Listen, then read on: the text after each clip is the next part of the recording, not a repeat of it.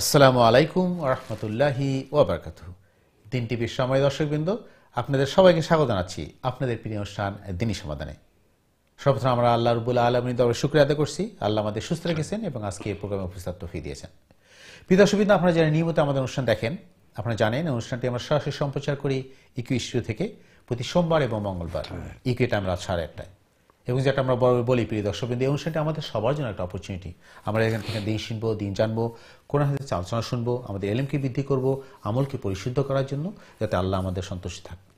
প্রিয় দর্শকবৃন্দ, আমরা বেশ কিছুতে আলোচনা করছি ইমান নিয়ে, ইমানের বিভিন্ন খুঁটিনাটি বিষয়, শাখা প্রশাখা নিয়ে। পাশাপাশি আমরা রাসূল সাল্লাল্লাহু আলাইহি ওয়াসাল্লামের জীবনী, রাসূল সাল্লাল্লাহু আলাইহি ওয়াসাল্লামের সিরাত থেকে আলোচনা করছি ধারাবাহিকভাবে, যাতে আমরা রাসূল সাল্লাল্লাহু আলাইহি ওয়াসাল্লামের জীবনী থেকে, তার সিরাত থেকে কিছু শিখতে পারি, জানতে পারি, আমাদের জীবনকে করতে পারি রাসূল সাল্লাল্লাহু আলাইহি ওয়াসাল্লামের অনুসরণের মাধ্যমে। প্রিয় দর্শকবৃন্দ, আমরা আজকে উপস্থিত আছেন আমাদের অনুষ্ঠানে আমাদের প্রিয় মেহমান, আমাদের নিয়মিত মেহমান ইমামান খতিব মোহতারাম মুফতি হাসান নুরী চৌধুরী সাহেব, আপনাদের আজকের গুরুত্বপূর্ণ আলোচনা এবং আপনাদের প্রশ্নের জবাব দেওয়ার জন্য। সো আপনারা যারা প্রশ্ন করতে চান, মতামত দিতে চান, দিনই যে কোনো বিষয়ে আপনারা প্রশ্ন করবেন ইনশাআল্লাহ সরাসরি লাইনে 0235150773 সিদ্ধা নাম্বার, অথবা যারা ইমেল করতে চান ইমেল করবেন সংক্ষিপ্ত আকারে dinishomadana@gmail.com অ্যাড্রেসে। আমরা চলে যাচ্ছি আমাদের সম্মানিত মেহমানের কাছে ইনশাআল্লাহ। আসসালামু আলাইকুম মোহতারাম, কেমন আছেন? ওয়ালাইকুম আসসালাম, আলহামদুলিল্লাহ। আপনি কেমন আছেন? আলহামদুলিল্লাহ, জাযাকাল্লাহ খাইরান। আপনাকে স্বাগতম বরাবর মতো আমাদের অনুষ্ঠানে এবং শুকরিয়া আদায় করছি আপনি শত ব্যস্ততার মতো আমাদের অনুষ্ঠানে এসে আমাদের ইস্যুতে এসে আমাদের সময় দিচ্ছেন এবং কোরআন হাদিস আলোচনা শোনাচ্ছেন। সত্যি কথা থেকে মোহতারাম, আমরা প্রতি অনুষ্ঠানে এই কথা বারবারই বলি যে আপনি প্রতিবারই বলেন যে আসলে আমাদের একজন মুসলিম হিসাবে আমরা যদি সত্যিকার ইমানদার হতে চাই, আমাদের পড়াশোনা করা দরকার এবং সেটা সঠিক সোর্স থেকে কোরআন হাদিস থেকে জানতে হবে। এবং একজন ইমানদার বা সঠিক মুসলিম হওয়ার জন্য কোরআন হাদিসের পড়াশোনার কোনো বিকল্প নাই। যদি আমরা কোরআন শরীফ পড়াশোনা করতে পারি, শিখতে পারি, তখনই আমরা আমাদের বুঝতে পারি আমাদের অবস্থানটা কোথায়। তো আমরা এই জন্যই আপনার কাছ থেকে প্রতি অনুষ্ঠানে চেষ্টা করি কিছু কোরআন হাদিসের আলোচনা শোনার জন্য এবং রাসূল সাল্লাল্লাহু আলাইহি ওয়াসাল্লামের সিরাতে কিছু অংশ আমরা করতেছি প্রতি অনুষ্ঠানে। প্রিয় দর্শকবৃন্দ, আপনারা শুনবেন, আলোচনা করবেন এবং পাশাপাশি আপনাদের মতামত দিবেন অনুষ্ঠানে। আমরা শুরুতে চলে যাচ্ছি মহতারামের কাছে তার গুরুত্বপূর্ণ নসিহত বক্তব্য নেওয়ার জন্য। কিছু অংশ রাসূল সাল্লাল্লাহু আলাইহি ওয়াসাল্লামের সিরাত থেকে শুনবো, এরপর আমরা চলে যাব আপনাদের প্রশ্নের জবাব দেব ইনশাআল্লাহ। জাযাকাল্লাহ খাইরান। বারাকাল্লাহু ফিক। আসসালামু আলাইকুম ওয়া রাহমাতুল্লাহি ওয়া বারাকাতুহু। বিসমিল্লাহি ওয়াল হামদুলিল্লাহ ওয়াস সালাতু ওয়াস সালামু আলা রাসূলিল্লাহ। আম্মা বা'দু ফাআউযু বিল্লাহি মিনাশ শাইতানির রাজীম। বিসমিল্লাহির রাহমানির রাহিম। وقال رجل مؤمن من آل فرعون يكتم إيمانه أتقتلون رجلا أن يقول ربي الله وقد جاءكم بالبينات من ربكم وإن يك كاذبا فعليه كذبه وإن يك صادقا يصبكم بعض الذي يعدكم إن الله لا يهدي من هو مسرف كذاب. بارك الله لنا ولكم في القرآن العظيم ونفعنا وإياكم بالآيات والذكر الحكيم. رب اشرح لي صدري ويسر لي أمري واحلل عقدة من لساني يفقهوا قولي. رب زدني علما وألحقني بالصالحين. اللهم صل وسلم دائما أبدا على حبيبك خير الخلق كلهم. আলহামদুলিল্লাহ। দিন টিভির দর্শক ভিউয়ার ভাই বোনেরা, আমরা আপনাদের প্রিয় প্রোগ্রাম দিনই সমাধান শুরু করতে যাচ্ছি। আল্লাহ সুবহানাহু তাআলার কাছে তৌফিক কামনা করছি। ওমা তৌফিক ইল্লা বিল্লাহ, আলাইহি তাওয়াক্কালতু ওয়া ইলাইহি উনীব। আমরা রাসূল করিম সাল্লাল্লাহু আলাইহি ওয়াসাল্লামের জীবন আদর্শ নিয়ে আলোচনা করছি। আল্লাহ সুবহানাহু তাআলা বলছেন সূরা গাফিরের 28 নম্বর আয়াত, অর্থাৎ সূরা মুমিন। আল্লাহ বলছেন, ফেরাউন গোত্রের এক মুমিন ব্যক্তি যে তার ঈমান গোপন রাখত, সে বলল, তোমরা কি একজনকে এজন্য হত্যা করবে যে সে বলে আমার পালনকর্তা আল্লাহ, অথচ সে তোমাদের পালনকর্তার নিকট থেকে স্পষ্ট প্রমাণ সহ তোমাদের নিকট আগমন করেছে। যদি সে মিথ্যাবাদী হয় তবে তার মিথ্যাবাদিতা তার উপরেই বর্তাবে, আর যদি সে সত্যবাদী হয় তবে সে যে শাস্তির কথা বলছে তার কিছু না কিছু তোমাদের উপর পড়বে। নিশ্চয়ই আল্লাহ সীমালঙ্ঘনকারী মিথ্যাবাদীকে পথ প্রদর্শন করেন না। আল্লাহ সুবহানাহু তাআলা সাইয়্যিদুনা মুসা আলাইহিস সালামের ঘটনা উল্লেখ করেছেন, কারণ এই আগের নবী এবং রসুলদের উপর যা ঘটছে, মুহাম্মদুর রাসূলুল্লাহ সাল্লাল্লাহু আলাইহি ওয়াসাল্লাম আপনার উপর তা ঘটবে। এই জন্য আল্লাহ সুবহানাহু তাআলা রাসূল করিম সাল্লাল্লাহু আলাইহি ওয়াসাল্লামকে বলেছেন ওয়াসবির আলা মা ইয়াকুলুন ওয়াজকুর আবদানা দাউদ। আর রাসূল সাল্লাল্লাহু আলাইহি ওয়াসাল্লাম আপনার বিরুদ্ধে যে বিরুদ্ধাচরণ করা হচ্ছে অথবা যা অপপ্রচার করা হচ্ছে অথবা যা এই ষড়যন্ত্র করা হচ্ছে, আপনি ধৈর্যের সাথে ঠেকেল দিন এবং আমার বান্দা দাউদের কথা স্মরণ করুন। কারণ প্রত্যেক নবী এবং রসুল এইভাবে পরীক্ষার সম্মুখীন হয়েছেন। তো রসুল করিম সাল্লাল্লাহু আলাইহি ওয়াসাল্লাম যখন ইমানের দাওয়াত দিলেন কুরাইশকে, তখন সর্বপ্রথম প্রতিবাদ করলো আল্লাহ রসুলেরই একেবারে আপন চাচা আবু লাহাব। আবু লাহাব, লাহাব শব্দের অর্থ হচ্ছে অগ্নিস্ফলিঙ্গ। কারণ আবু লাহাব খুবই সুন্দর মানুষ ছিল, তার চেহারা যখন রুদ্র উজ্জ্বলের মধ্যে যেত তখন লাল বর্ণ হয়ে যেত, এই জন্য তারা তাকে আবু লাহাব বলতো, এটা তার উপাধি ছিল। এবং আবু লাহাবের স্ত্রীর নাম ছিল উম্মে জামিল। এই মহিলা ছিল খুবই কুচক্রী এবং খুবই মারাত্মক ধরনের একজন, এই আপনার বিষধর সাপের মতো। তো এই মহিলা সে পাহাড় থেকে লাকড়ি কুড়াইতো আর ওই লাকড়িকে খেজুরের রশ্মি দিয়া নিয়ে আসতো। এই জন্য কোরআন বলছে যে ফি জিদিহা হাবলুম মিন মাসাদ, মাসাদ বলতে রশ্মি বোঝানো হচ্ছে। কারো কারো মতে ওই মহিলার গলায় একটি লোহার চেইন থাকতো, আর সে বলতো এইটাকে বিক্রি করে আমি মোহাম্মদের বিরুদ্ধে অ্যাকশনে যাব। কোন কোন তাফসীর কারকের মতে তার প্রথম শাস্তি হিসাবে তাকে জাহান্নামের একটা আগুনের চেইন তাকে পড়ানো হবে। এবং এই মহিলা কি লাকড়ি যখন আনতো তখন তার সাথে কিছু কাটা এবং কষ্টদায়ক জিনিস আনতো, যেটি সে রসুল করিম সাল্লাল্লাহু আলাইহি ওয়াসাল্লামের পথের মধ্যে বিছিয়ে রাখতো। যেটা আমরা স্বভাবত শুনছি যে তায়েফে কুটনি বলে এগুলা করতো, এটা ভিত্তিহীন, এটার কোনো ভিত্তি নাই। কারণ রসুল তায়েফ অবস্থান করেন নাই। আসলে ওই আবু লাহাবের ওয়াইফ উম্মে জামিল রসুলের চাচি এই কাজটি করত। আবু লাহাব যখন এই কথাটা বলছিল যে তাব্বাল্লাকা ইয়া মুহাম্মদ, নাউযুবিল্লাহ, যে মুহাম্মদ তুমি ধ্বংস হও, তখন আবু লাহাবের বোন অর্থাৎ রসুল সাল্লাল্লাহু ফুফি সাফিয়া বিনতে আব্দুল মুত্তালিব, এই ভদ্র মহিলা ছিলেন খুবই জ্ঞানী, গুণী এবং শিক্ষিতা মহিলা। তিনি তখনকার সময়ও কবিতা আবৃত্তি করতেন এবং ভালো আরবি সাহিত্য বা ভাষা জানতেন। সৈয়দুশ শুহাদা হামজা রাদিয়াল্লাহু তাআলা আনহু যখন উহুদের ময়দানে শহীদ হন, তখন সাফিয়া রাদিয়াল্লাহু তাআলা আনহার ঘটনা ওই আসছে। আল্লাহ রসুল বলেছিলেন যে কোনো মহিলাকে ওই লাশ দেখতে দেওয়া হবে না, উদ্দেশ্য ছিল সাফিয়াকে আটকানো। তো সাফিয়া রাদিয়াল্লাহু তাআলা আনহা আবু লাহাবকে বললেন যে দেখো, এই আগের আসমানি কিতাবে কিন্তু কথাটা উল্লেখ আছে যে পরবর্তী নবী যিনি আসবেন বা রসুল যিনি আসবেন তিনি আরব থেকে আসবেন এবং কুরাইশের মধ্যে হবেন। হতে পারে তোমার ভাতিজাই সেই নবী, তাহলে তুমি তার বিরুদ্ধাচরণ করো কেন?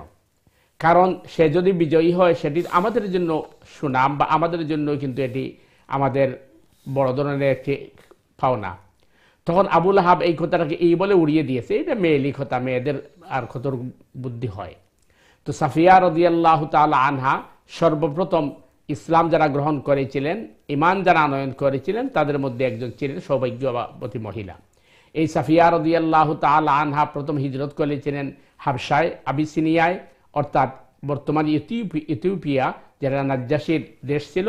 এরপরে পরবর্তী হিজরত করেছিলেন মদিনা মুনাওয়ারায়। তো রসুল করিম সাল্লাল্লাহু আলাইহি ওয়াসাল্লাম এই মিশন যখন শুরু করলেন, অর্থাৎ দাওয়াতের কাজ শুরু করলেন, তখন আল্লাহ রসুল সাল্লাল্লাহু আলাইহি ওয়াসাল্লাম এই বিব্রত বোধ করেছিলেন এই প্রতিবাদের কারণে, যার কারণে যেটি আমরা দেখছি যে মুসা আলাইহিস সালামের উপর যখন ফেরাউন তাকে মৃত্যুদণ্ড দেওয়ার ঘোষণা দিল, তখন তারই মহল থেকে একজন মানুষ, কোরআন বলছে ওয়াকালা রাজুলুম মুমিনুম মিন আলি ফিরআউনা ইয়াকতুমু ঈমানাহু আতাকতুলুনা রাজুলান আন ইয়াকুলা রাব্বি আল্লাহ, একজন মানুষ যে তার ঈমানকে গোপন রেখেছিল, তিনি বলল যে এই মানুষটাকে তোমরা এই কারণে হত্যা করবে যে তিনি বলেন আল্লাহ ছাড়া কোনো মাবুদ নাই। এটাই কি তার অপরাধ? আসলে দেখবেন গোটা দুনিয়ায় এখন যত জায়গায় মুসলিমদেরকে নির্যাতন করা হচ্ছে, নিপীড়ন করা হচ্ছে, অথবা তাদেরকে বিভিন্ন ধরনের সমস্যার সম্মুখীন হতে হচ্ছে, অপরাধ একটি যে এরা মুসলিম, এরা ইমানদার, এটি হচ্ছে অপরাধ। তো এইভাবে দুনিয়ার কিন্তু প্রথম থেকে নিয়ে আজ পর্যন্ত কিয়ামত পর্যন্ত এই ধারা ওই চলবে। সুতরাং আমাদেরকে ধৈর্য এবং ইমানের সাথে ট্যাকেল দিতে হবে। আল্লাহ সুবহানাহু তাআলা আমাদেরকে সঠিকভাবে দিন বুঝে আমল করার তৌফিক দান করুন এবং বিশেষ করে রাসূল করিম সাল্লাল্লাহু আলাইহি ওয়াসাল্লাম উত্তম জীবন আদর্শ জেনে আমরা যেন আমল করতে পারি। আল্লাহ সুবহানাহু ওয়া তাআলা আমাদেরকে তৌফিক দান করুন। সুবহানাকাল্লাহুম্মা বিহামদিকা আশহাদু আল্লা ইলাহা ইল্লা আনতা আস্তাগফিরুকা ওয়া আতুবু ইলাইক। ওয়াসসালামু আলাইকুম ওয়া রাহমাতুল্লাহি ওয়া বারাকাতুহু। আসসালামু আলাইকুম ওয়া রাহমাতুল্লাহ। জাযাকাল্লাহ খাইরান মুহতারাম, আপনার গুরুত্বপূর্ণ আলোচনা থেকে ধন্যবাদ। আমরা রাসূল সাল্লাল্লাহু আলাইহি ওয়াসাল্লামের জীবনী থেকে কিছু শুনলাম। সুপ্রিয় দর্শকবৃন্দ, আপনারা যারা এই মুহূর্তে টিভি চ্যানেলের সামনে অথবা ইন্টারনেট মিডিয়াতে আমাদের অনুষ্ঠানে যোগদান করলেন, আপনাদের সবাইকে স্বাগতম এবং মোবারকবাদ। প্রিয় দর্শকবৃন্দ, আপনারা শুনলেন আমাদের সম্মানিত মেহমান আমাদের সামনে উপস্থাপন করলেন রাসূল সাল্লাল্লাহু আলাইহি ওয়াসাল্লামের খুবই গুরুত্বপূর্ণ জীবন থেকে তার কিছু অংশ আমরা ধারাবাহিক যেটা আলোচনা করছি প্রতি অনুষ্ঠানেই। আমাদের উদ্দেশ্য হলো আমরা এখান থেকে কিছু শিখবো, জানবো এবং এই শিক্ষা থেকে আমাদের জীবনকে আমরা পরিচালিত করার চেষ্টা করব, যাতে আমরা অনুসরণ করতে পারি। যেটা আমরা গত অনুষ্ঠানে বলছিলাম, আসলে রাসূল সাল্লাল্লাহু আলাইহি ওয়াসাল্লামকে মহব্বত করা, ভালোবাসা অর্থ হলো তাকে অনুসরণ করা, তাকে তার জীবনকে ফলো করা, উনি যেভাবে আমাদের চালাইতে বলছেন তার জীবন আদর্শকে আমাদের জীবন আদর্শ হিসেবে মেনে নেওয়া। আমরা আলোচনা করব, চেষ্টা করবো ইনশাআল্লাহ এই অনুষ্ঠানে আরও কিছু আলোচনা করার জন্য। পাশাপাশি আপনারা আপনার প্রশ্ন করবেন, মতামত দিবেন, সরাসরি স্লোয়ান করবেন 02351507 এই নম্বরে, অথবা যারা ইমেল করতে চান ইমেল করবেন সংক্ষিপ্ত আকারে দিনী সমাধান@gmail.com অ্যাড্রেসে। আমি বিনীত অনুরোধ করবি দর্শকবৃন্দ, আপনারা প্রশ্ন করার সময় টু দি পয়েন্ট প্রশ্ন করবেন, সংক্ষিপ্ত আকারে প্রশ্ন করবেন এবং টিভির ভলিউম কমিয়ে দিয়ে অথবা মিউট করে আমাদের সাথে ফোনে কথা বলবেন। এরপর আপনার টিভিতে আপনার অনুষ্ঠান দেখবেন ইনশাআল্লাহ। জাযাকাল্লাহ খাইরান মুহতারাম, আমরা আমাদের দর্শকদের প্রশ্নে যাওয়ার আগে আমরা যেটা বড়ভাবে বলছি, আসলে আজকে যে জিনিসটা আপনি উপস্থাপন করলেন আমাদের সামনে রাসূল সাল্লাল্লাহু আলাইহি ওয়াসাল্লামের জীবনী থেকে, আমরা একটা জিনিস দেখলাম যে একই পরিবারে তার এক চাচা রাসূল সাল্লাল্লাহু ভালোবাসেন, তাকে মহব্বত করলেন, তাকে হেল্প করলেন, আরেক চাচা তার বিরোধিতা করলেন, তার চাচি বিরোধিতা করলেন, আবার তার ফুফু তার পক্ষে ছিলেন। আসলে একটা জিনিস এখানে বোঝাচ্ছে যে একটা পরিবারের বিভিন্ন মত থাকতে পারে, মতামত থাকবে, বিভিন্ন কথা বলবে, কিন্তু এটাই নিয়ে পরিবার। কিন্তু এর মানে এই নয় যে আমরা একে অপর শত্রু হয়ে যাব। আমাদের মেইন টার্গেট হবে যে আমরা কীভাবে আল্লাহকে সন্তুষ্ট করতে পারবো, আল্লাহকে রাজি খুশি করতে পারবো, এবং সেটা আমাদের রাসূল সাল্লাল্লাহু আলাইহি ওয়াসাল্লামের অনুসরণ করার মাধ্যমে। যেটা গতকালকে আমরা আলোচনা করে শেষ করতে পারিনি, আমি আজকেও আলোচনা করতে চাবো, এইটি মতামত আপনার কাছ থেকে শুনবো। যে প্রিয় দর্শকবৃন্দ, আপনারা অবশ্যই আমার সাথে একমত হবেন যে আমরা আমাদের এই ক্ষুদ্র জীবনে আমাদের উদ্দেশ্যটা হলো আল্লাহকে রাজি খুশি করা। এবং আপনি যেটা বললেন যে আমাদের যদি আমরা আল্লাহকে রাজি খুশি করতে পারি, সেটা যেভাবে হোক, এটা এর চেয়ে বড় পাওনা তো কিছু নাই। কিন্তু কালকে আপনাকে যেটা বললেন যে আমরা অনেকেই বলি আমি মুসলিম, আমার বাপদারা মুসলমান, আমি নিজেকে ইমানদার মনে করি, কিন্তু আমরা রাসূল সাল্লাল্লাহু আলাইহি ওয়াসাল্লামকে যে অনুসরণ করা সেটাকে আমরা বুঝতে পারি না, বা কীভাবে অনুসরণ করব সেটা বুঝতে আমরা অনুসরণ করতে চেষ্টা করি না। আমরা চেষ্টা করবো ইনশাআল্লাহ আলোচনা করার জন্য কীভাবে রাসূল সাল্লাল্লাহু আলাইহি ওয়াসাল্লামকে ফলো করলে, অনুসরণ করলে আমরা সত্যিকার ইমানদার মুসলিম হতে পারবো। আমরা আসবো এই আলোচনায়, তাহলে চলেছে আমাদের দর্শকদের কাছে ইনশাআল্লাহ। দেখি কে আছে আমাদের লাইনে। দর্শক আসসালামু আলাইকুম, আপনাকে স্বাগত আমাদের অনুষ্ঠানে। আপনাদের প্রথম কলার, আপনার প্রশ্ন করুন প্লিজ। হ্যালো, আসসালামু আলাইকুম। ওয়ালাইকুম আসসালাম ওয়া রাহমাতুল্লাহ। জি ভাই, কেমন আছেন? ভাই ভালো আছি, আপনি ভালো তো? জি আলহামদুলিল্লাহ। জি গতকালকে আপনাকে মিস করছি, আপনি আসেন নাই। আমি মনে একটা জব যায়, আইতে লেট হয়ে যায়। ও আচ্ছা আচ্ছা, জাযাকাল্লাহ খাইরান। জি বলেন। আপনার প্রোগ্রাম থেকে বিশেষ করে যে প্রশ্ন করতে গিয়ে আপনি একটু সময় দিন, প্রশ্নটা বুঝোই না আপনি। অনেক সময় আছে অনেক জনের প্রশ্ন আধা খানা খাইতে না না, ঠিক আছে, আপনি সময় নেই, আপনি প্রশ্ন করেন প্লিজ। প্রশ্নটা হইলো আমার দুইটা। নম্বর 1 হইলো যে বর্তমানে তো আমরা অনেক চ্যানেল বা আমরা যে দর্শক হল আমরা প্রশ্ন করি হুজুর হল, বলে যে আমার মতো ব্যবসা, সুদের ব্যবসা, অবৈধ ব্যবসা, তখন আমি এগুলা কিতা করতাম। তো অনেক সময় একটা গ্যাপ আছে, একটা ফাঁক আপনারা রাখি দিন যে মদর ব্যবসা হোক আর জোর ব্যবসা হোক, সব সম্পূর্ণ তো আপনারা হারাম নাই, কিছুটা অংশ তো হালাল আছে। এই যে কিছুটা অর্থটা গ্যাপটা যে একটা রাখা একটা আমরা বুঝাই, এই গ্যাপটা মানে আমি চিন্তা করি পাইয়া না, এই গ্যাপটা কোন শরীয়ত ভিত্তিক গ্যাপ না কোরআন হাদিস ভিত্তিক গ্যাপ, না রাসূল ইসলামে কইয়া গেছেন যে এমন জামানা আইব 100% হালাল থাকো না, যেগুলা যে অংশ তোমার ধরনের হালাল ওগুলা দিয়ে মসজিদ মাদ্রাসা দিলাও, হজ জাকাত করিলাও, চ্যারিটি ওটা দিলাও না, রাসূল কইয়া গেছেন। ওই গ্যাপটা সম্বন্ধে আমি চিন্তা করি পাইয়া না, এই গ্যাপটা আইলো কইতে ক্লিয়ার। আপনি এই প্রশ্ন এইগুলো একটা প্রশ্ন। জি বুঝতে পারছি, খুবই গুরুত্বপূর্ণ প্রশ্ন করছেন ভাই। আপনার দ্বিতীয় প্রশ্নটা বলেন। সেকেন্ড প্রশ্ন হইল একটা আমার ব্যক্তিগত, যে এক হাদিসও আছে, লম্বা করলাম না, যে রাসূল ইসলাম বইয়া মজলিস আলাপ আলোচনা করে, জিবরাইল আসলে একটা সুসংবাদ দিছেন। তো সুসংবাদ হইয়া তাই খান্দা, তো হযরত উমরে কইরা যে খান্দ কিতার লাগি বলে, তাই ধরে একটা সুসংবাদ পাইছি বলে, সুসংবাদ কিতা বলে তো ও মাত্র কইয়া গেছেন যে আমার উম্মত হলে যারা দাড়ি রাখিলিবা এরারে আল্লাহ তাআলা কিয়ামতের দিন সাজা দিতে আল্লাহ নিজের সরব করবো। তো তাই কইরা এটা তোর বালা কথা, আপনি আসতে খান্দে নই।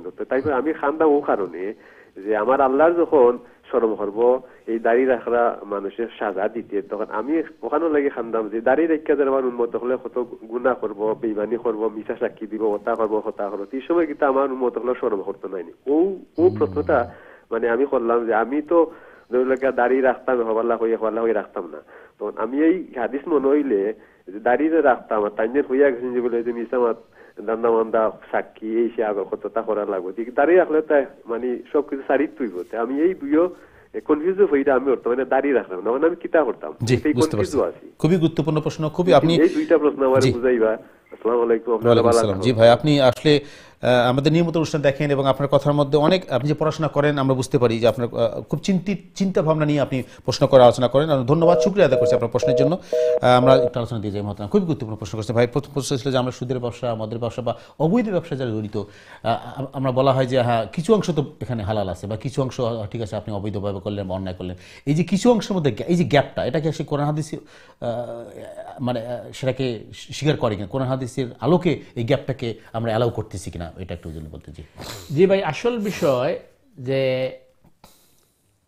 কিছু অংশ হালাল আছে কিছু অংশ হারাম আছে, এটা মানে কে বলছে বা কারা বলছে আমার জানা নাই।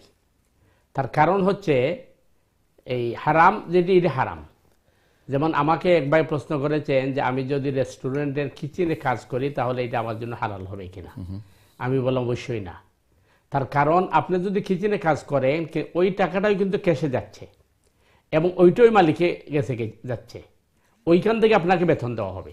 নাম্বার 2 হচ্ছে রেস্টুরেন্টের 90% হচ্ছে অ্যালকোহল, সেহেতু আপনি এই জায়গায় করতে পারবেন না। কারণ কোরআন বলছে তাআবানু আলাল বিররি ওয়াত তাকওয়া ওয়া লা তাআবানু আলাল ইসমি ওয়াল উদওয়ান। ভালো কাজে তোমরা পরস্পরের সহযোগিতা করো, মন্দ কাজে নয়। এখন একজনে হারাম ব্যবসা করছে, আপনি যেহেতু গিয়া তার এখানে কাজ করছেন তাহলে আপনি তাকে সহযোগিতা করছেন, সুতরাং আপনিও কিন্তু গুনাহগার। কিন্তু তখন ভাই আমাকে আবার জিজ্ঞেস করছেন তাহলে সুপার মার্কেটে কাজ করা, সুপার মার্কেটে কাজ করাকে হারাম বলা যাবে না এই কারণে যেহেতু সুপার মার্কেটে কিন্তু সবগুলোই মদ নয়। সুপার মার্কেটে ধরেন আপনি 90% বা 80% আছে হালাল, আর বাকি 10% আসছে হয়তো মদের বোতল, তাও কিন্তু প্যাকিং হয়ে আসছে। তো আপনি টিলে কাজ করতেছেন, আপনি তো ইচ্ছা করে ওই মদের জায়গায় যান নাই, আপনি আপনার কাজ করতেছেন, আপনার সার্ভিসের মধ্যে আসছে 1-2টা, হয়তো আল্লাহ সুবহানাহু ওয়া তাআলা মাফ করে দেবে। কেন? কোরআন বলতে ফাত্তাকুল্লাহ মাস্তাতাতুম, তোমাদের সাধ্যের বাহিরে কোনো জিনিস আমি তোমাদের উপর চাপাইয়া দেই নাই। বর্তমান সময়ে মনে করেন অনেক জায়গার মধ্যেই এই সমস্যাটা আছে যে আপনি 100% হালাল আপনি করতে পারছেন না, তাহলে আপনি তো না খেয়ে মরতে পারেন না। আপনাকে তো অবশ্যই বিকল্প একটা ব্যবস্থা নিতে হবে। আপনি মনে করেন টাকা আছে, আপনি টাকা ব্যাংকের মধ্যে যখন রাখবেন, সারা ব্যাংকের সুদী ব্যাংক, আপনি যদি এখন বলেন যে আমি সুদী ব্যাংকে টাকা রাখবো না, তাহলে আপনি যদি আপনার বাসায় টাকা রাখেন তাহলে আপনি আইনত দণ্ডনীয় হয়ে যাবেন। উভয় দিকে সমস্যা। এটাকে শরীয়ী পরিভাষা বলে জরুরাত তাবিহুল মাহজুরাত। যখন আপনি কোনো বিষয় অপারগ হয়ে যাবেন তখন আপনার জন্য ততটুক জায়েজ যতটুক মানে আপনার করতে আপনি বাধ্য, না করলেই নয়। হ্যাঁ, না করলেই নয়। যেমন নামাজের মাসআলা, আপনি যদি দাঁড়াতে না পারেন দাঁড়ানোটা আপনার উপরে স্থগিত হয়ে যাবে, কিন্তু বাকিগুলো স্থগিত হবে না। আপনি দাঁড়াতে পারেন, রুকু করতে পারেন, সিজদা করতে পারেন, বসতে পারেন না, তখন বসাটা আপনাকে যেভাবে বসতে পারবেন এই মাসআলা। কারণ নামাজের ভিতরে সব মাসআলা আছে। আপনার যেটা আপনার জন্য অসম্ভব হবে এইটা শরীয়ত আপনাকে কি করছে, ক্ষমা করে দিয়েছে। তো এই হিসাবে মনে করেন আপনি ইচ্ছাকৃতভাবে একটা ওই আপনি মদের রেস্টুরেন্টে জব নিলেন, এটা তো আপনি পুকুর চুরির মতো, অর্থাৎ আপনি ইচ্ছাকৃতভাবে 100% অবৈধ কাজে ঢুকে গেছেন। হ্যাঁ, আপনি যদি অন্য কোনো জবে যান হয়তো আপনি ওয়েজেস কম পাবেন, কিন্তু ওয়েজেস কমের কারণে বেশি পাওয়ার জন্য আপনি হারাম কাজে দিতে পারবেন না। সুতরাং আপনি যেটা বলছেন গ্যাপ, এইভাবে কোনো গ্যাপ আছে বলে আমার জানা নেই। এইটি মূল মাসআলা, যেখানে দেখা যাবে আমার মানে বিকল্প কোনো অল্টারনেটিভ কোনো ব্যবস্থা নাই, তখন আমার বাঁচার জন্য আমি এটা করতে পারি। আশা করি ক্লিয়ার। আমি আমাদের সম্মানিত দর্শক আসলে সুন্দর, আমাদের সমাজে স্পেশালি আমাদের কমিউনিটি এই জিনিসটা আমরা ফেস করছি খুব বেশি, এবং অনেক প্রশ্ন আসে এইভাবে যে আমি রেস্টুরেন্টে কাজ করছি বা এখানে কাজ করছি যেখানে হালাল হারাম দুটি আছে, যেটা আপনি বললেন যে এখানে মদের ব্যবসা আছে, পাশাপাশি আমরা তো হালাল জিনিসও আছে সেখানে, শুধু মদ তো বিক্রি হয় না একটা রেস্টুরেন্টে। তো না, রেস্টুরেন্টে কিন্তু ম্যাক্সিমামটা মদ, আমরা এইটা ক্লিয়ার হতে হবে, ম্যাক্সিমামটা মদ। সুপার মার্কেটে ম্যাক্সিমামটা কিন্তু মদ নয়, বেশ কম। এটা সুপার মার্কেটে সব প্রোডাক্ট আছে, এর মধ্যে ধরেন 10% বা 20% আছে আপনার ওই আপনি মদই ধরেন, পিগই ধরেন ইচ্ছা, কিন্তু বাকিগুলো সব হারাম নয়। আর তা প্যাকিং এর ভিতরে হয়ে আসতেছে। আপনি কিন্তু ওইখানে যান নাই শুধুমাত্র আপনি ওই হারামটা করার জন্য। আপনি টিলে কাজ করছেন, সেলফিং করছেন, 1-2টা মাল আসতেছে, এটা আপনার কিছু করার নেই, আপনি বাধ্য। কিন্তু রেস্টুরেন্টে যখন আপনি ঢুকবেন ওইখানে কিন্তু 90% হচ্ছে অ্যালকোহল। আপনাকে যে প্রশ্নটা করছিল এটা বললেন যে ভদ্রলোক কিচেনে কাজ করবেন, উনি তো আর অ্যালকোহল বেচতেছেন না বা অ্যালকোহলের শপের মধ্যে নেই, যেটা রেস্টুরেন্টে অ্যালকোহলের এরিয়া থাকে সেটা থাকছেন না, উনি কুক করছেন, কুকির মধ্যে হারাম কিছু নাই রেস্টুরেন্টে, আমাদের যে ইন্ডিয়ান রেস্টুরেন্ট না, ইন্ডিয়ান রেস্টুরেন্ট কথা না, আচ্ছা ইংলিশ রেস্টুরেন্ট কথা বলছি, তাহলে একটা কথা আছে যেখানে কুক তো করা হয়, কিন্তু আমাদের যে ইন্ডিয়ান রেস্টুরেন্ট তো আপনি মনে করেন ইন্ডিয়ান রেস্টুরেন্ট তো বলতে গেলে প্রায় আপনার ওই 72 করে বিক্রি করে সোজা কথা, হয়তো এক দুইটার মধ্যে অ্যালকোহল রাখছে এটা ভিন্ন কথা, কিন্তু মানে ওই আপনি ইংলিশ ইন্ডাস্ট্রির কথা বলছেন। আচ্ছা জি, তাহলে আমরা যদি একটা জিনিসটা ক্লিয়ার হইলো আমাদের কাছে সময় দর্শক, আপনি যেটা প্রশ্ন করছেন যে আসলে গ্যাপের কথা আপনি যেটা শুনছেন, ওই গ্যাপ আসলে এর আগে আমরা যেটা আলোচনা করছিলাম যে বহু আগে কথা আপনি বলছিলেন যে ওই যে বাড়ি কেনার জন্য মর্গেজের, যে অনেকে বলছে না যদি আপনার নিজের ঘর না থাকে একটা ঘর নেওয়ার জন্য, মানে এটা একটা চালাকি করা, একটা খোঁজা যে শরীয়তটাকে পাশ কাটিয়ে নিজের বুদ্ধি দিয়ে, হ্যাঁ ওই আপনি যেটা বলছেন যে নিজের বুদ্ধি বিবেক দিয়ে শরীয়ত চলে না, শরীয়ত চলে হবে রাসূল সাল্লাল্লাহু আলাইহি ওয়াসাল্লাম যেটা বলছেন কোরআন যেটা বলছেন। আমাদের সময় তো ভাই দ্বিতীয় প্রশ্ন দিতে যাই, আপনি দাড়ির প্রশ্ন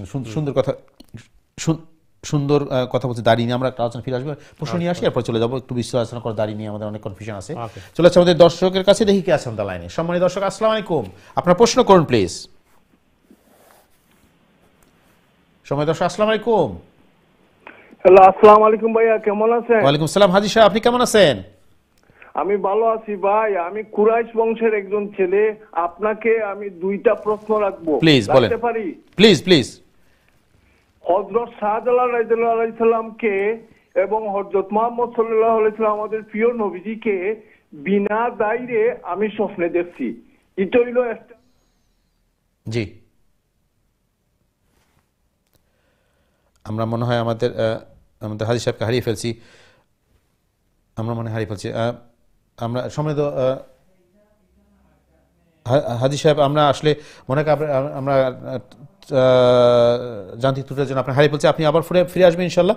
তাহলে আমরা চেষ্টা করি যে আমাদের সম্মানিত পূর্ববর্তী দর্শকের দাড়ি রাখার ব্যাপারে প্রশ্ন করছেন যে ওইটুকু।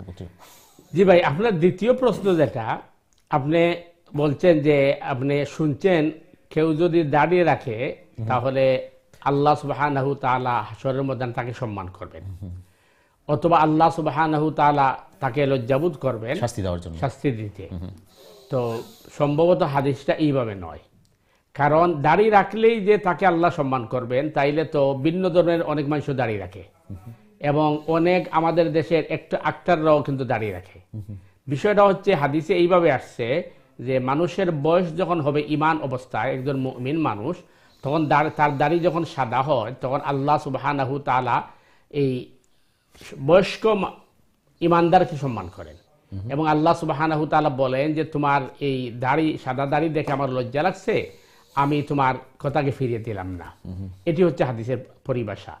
এখন বিষয় হচ্ছে আপনি বলছেন যে যদি দাড়ি রাখি, তো দাড়ি রাখার পরে তো আর আমি গুনাহ করতে পারবো না, তাহলে বোঝা গেল যে দাড়ি না রাখলে গুনাহ করা যাবে। এই কথাটা কিন্তু মানে কতটুকু যৌক্তিক মানে আমি বুঝি নেই আর কি, কারণ দাড়ি না রাখলে তো গুনাহ করার তো সার্টিফিকেট কোনো সময় নাই, দাড়ি রাখলেও যেভাবে গুনাহ করা নিষেধ, দাড়ি না রাখলেও গুনাহ করা নিষেধ। এরপর আপনি যেটা বলছেন যে যদি আমি দাড়ি রাখি তাহলে তো গুনাহ ছেড়ে দিতে হবে, এটা মানে আরেকটা অযৌক্তিক কথা, কারণ একটা কারণে আরেকটা কারণকে বাধা দেয় না। আমি গুনাহ করব এই জন্য দাড়ি রাখি নাই, অথবা আমি হজ করে আসলে তো গুনাহ করতে পারবো না, এই ধারণা কিন্তু সঠিক নাই। কারণ দাড়ি রাখা একটা ইবাদত সুন্নাহ, আর গুনাহ করা শরীয়তের মধ্যে এটা এই একটা অপরাধ। তা দুইটা দিক। আপনি যদি দাড়ি রাখেন তাহলে আপনি দাড়ি রাখে সওয়াব পাবেন, আপনি যদি নামাজ আদায় করেন নামাজের সওয়াব পাবেন।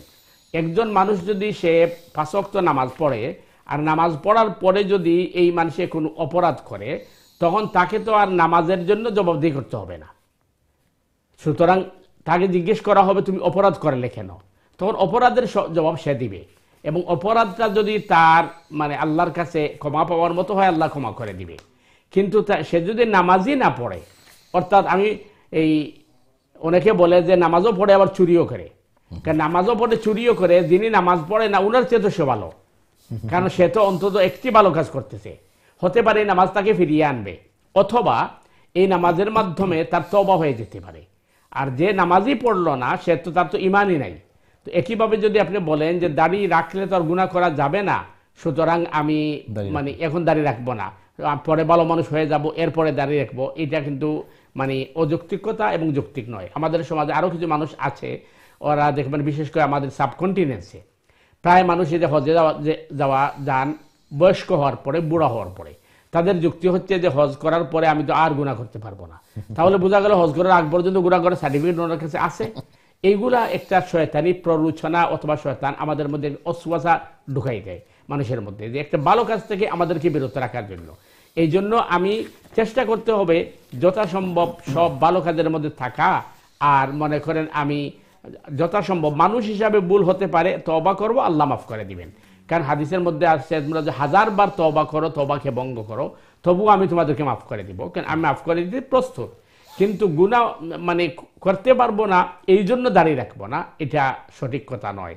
আল্লাহ সুবহানাহু ওয়া তাআলা বুঝার তৌফিক দান। খুব আসলে মোহতারাম আমাদের সময় দর্শককে খুব গুরুত্বপূর্ণ একটা প্রশ্ন করছেন, যে আপনি আলোচনার মধ্যে নিয়ে আসলেন যে আমরা তো গুনাহ নিয়ে মানুষ, আমাদের আমরা কেউ বলতে পারবে না যে আমি গুনাহ করব না বা গুনাহ করি নাই, বা মানুষ মাত্র আমরা এটাই, এবং এটাই তো আল্লাহ আমাদের সুযোগটা দিয়েছেন যে গুনাহ করবা, আল্লাহর কাছে ক্ষমা চাবো। কিন্তু আর সুন্দর কথা নিয়ে আসছেন, আমাদের সমাজে এই প্রচলিত খুবই কথা আছে, এবং আমি অনেকবারই এই কথা শুনছি যে আমি নামাজ পড়ি না কিন্তু খারাপ কাজ করি না, আমি নামাজ পড়ি না কিন্তু মিথ্যা কথা বলি না। আমি এক্সাম্পল দিয়ে বলি, আমি নামাজ না পড়লে কি হবে তার মতো না। এই যে আপনি সুন্দর কথা বলেন যে এই শয়তানের একটা প্ররোচনা, মানে আমাদেরকে ভালো কাজ থেকে, সালাত থেকে দূরে রাখার একটা, তুমি নামাজ পড়ো না ঠিক আছে, তুমি তার মতো মিথ্যা কথা তো বলো না বা তার মতো খারাপ কাজ করো না। এটা একটা শয়তানের একটা যে আমাদেরকে ঈমান হারা করার একটা মানে পরিকল্পনা। আচ্ছা, আমরা যদি সময় থেকে আমরা ফিরে আসবো ইনশাআল্লাহ আলোচনা করার সময়। দর্শক আপনাকে ধন্যবাদ, সুন্দর প্রশ্ন করছেন এবং আমরা জানলাম শিখলাম আপনার প্রশ্ন থেকে। চলে যাচ্ছে আমাদের পরবর্তী দর্শকের কাছে ইনশাআল্লাহ, দেখি কি আছে আমাদের লাইনে। সময় দর্শক, আসসালামু আলাইকুম, আপনার প্রশ্ন করুন প্লিজ। ওয়ালাইকুম আসসালাম রাহমাতুল্লাহ, আপনি কেমন আছেন? আলহামদুলিল্লাহ। জি বোন, আপনার প্রশ্ন বলেন। আমি একটা প্রশ্ন করতাম, আসলাম মানে কথাবার্তা যদি গীবত, কোনো সময় কথাবার্তা যদি গীবত হইয়া থাকে, আচ্ছা, এটা কোন একটা দোয়া আছে এটা গীবত থেকে বাঁচার? আমি সরি, আপনার কথা ঠিক বুঝতে পারিনি, আপনি আবার বলবেন প্লিজ। আমরা অনেক সময় কথা মানে অন্য কথা হয় না, হয়তো অন্য কোনো মানুষের কথা গীবত ইয়ামাই যায়। আচ্ছা আচ্ছা, গীবত থেকে বাঁচার দোয়া, একটা বাঁচার দোয়া, গীবত থেকে বাঁচার কোনো দোয়া আছে? ওকে, ধন্যবাদ, বুঝতে পারছি আপনার, যে আমরা অনেক সময় কথা বলার মধ্যে মানুষের সাথে আলোচনা করতে অনেক গীবত করে ফেলি, সে থেকে বাঁচার কোনো বুঝেছেন। জি, আর কোনো প্রশ্ন আছে আপনার? জি ধন্যবাদ ভাই, আপনাকে আপনার প্রশ্ন আমরা বুঝতে পারছি। আমরা আসবো ফিরে মোহতারাম, আমাদের ছোট বিরতি যেতে হবে, ফিরে আসবো ইনশাআল্লাহ। সুপ্রিয় দর্শকবৃন্দ, আপনারা দেখছেন আপনাদের প্রিয় অনুষ্ঠান দিনী সমাধান, আপনাদের প্রশ্ন জিজ্ঞাসা মতামত নিয়ে আমাদের অনুষ্ঠান। আমি বিনীতম অনুরোধ করব প্রিয় দর্শকবৃন্দ, আমাদের খুব স্বল্প পরিসরে আমরা চেষ্টা করি কোরআন নীতি আলোচনা করার জন্য, আমাদের মাস্টার আমাদের মোহতারাম শেখান, পাশাপাশি আপনাদের প্রশ্নের জবাব দিচ্ছি। তো দয়া করে আপনারা আমাদের জীবনধর্মী প্রশ্নগুলো করবেন, যেটা আমাদের জীবন চলার জন্য, আমাদের শেখার জন্য, আমাদেরকে এক সত্যিকার ইমানদার মুসলিম হওয়ার জন্য জরুরি। এই প্রশ্নগুলো করবেন যাতে আমরা সবাই উপকৃত হই, এটা আমাদের বিনম্র অনুরোধ আপনাদের কাছে। আপনারা অবশ্যই বুঝবেন আমাদের এই আবেদনটা। আমরা ছোট্ট একটি বিরতি যাবো প্রিয় দর্শকবৃন্দ, বিরতির পর আবার ফিরে আসবেন ইনশাআল্লাহ। ততক্ষণ আমাদের সাথে থাকুন। আসসালামু আলাইকুম রহমতুল্লাহি ওয়া বারাকাতুহু।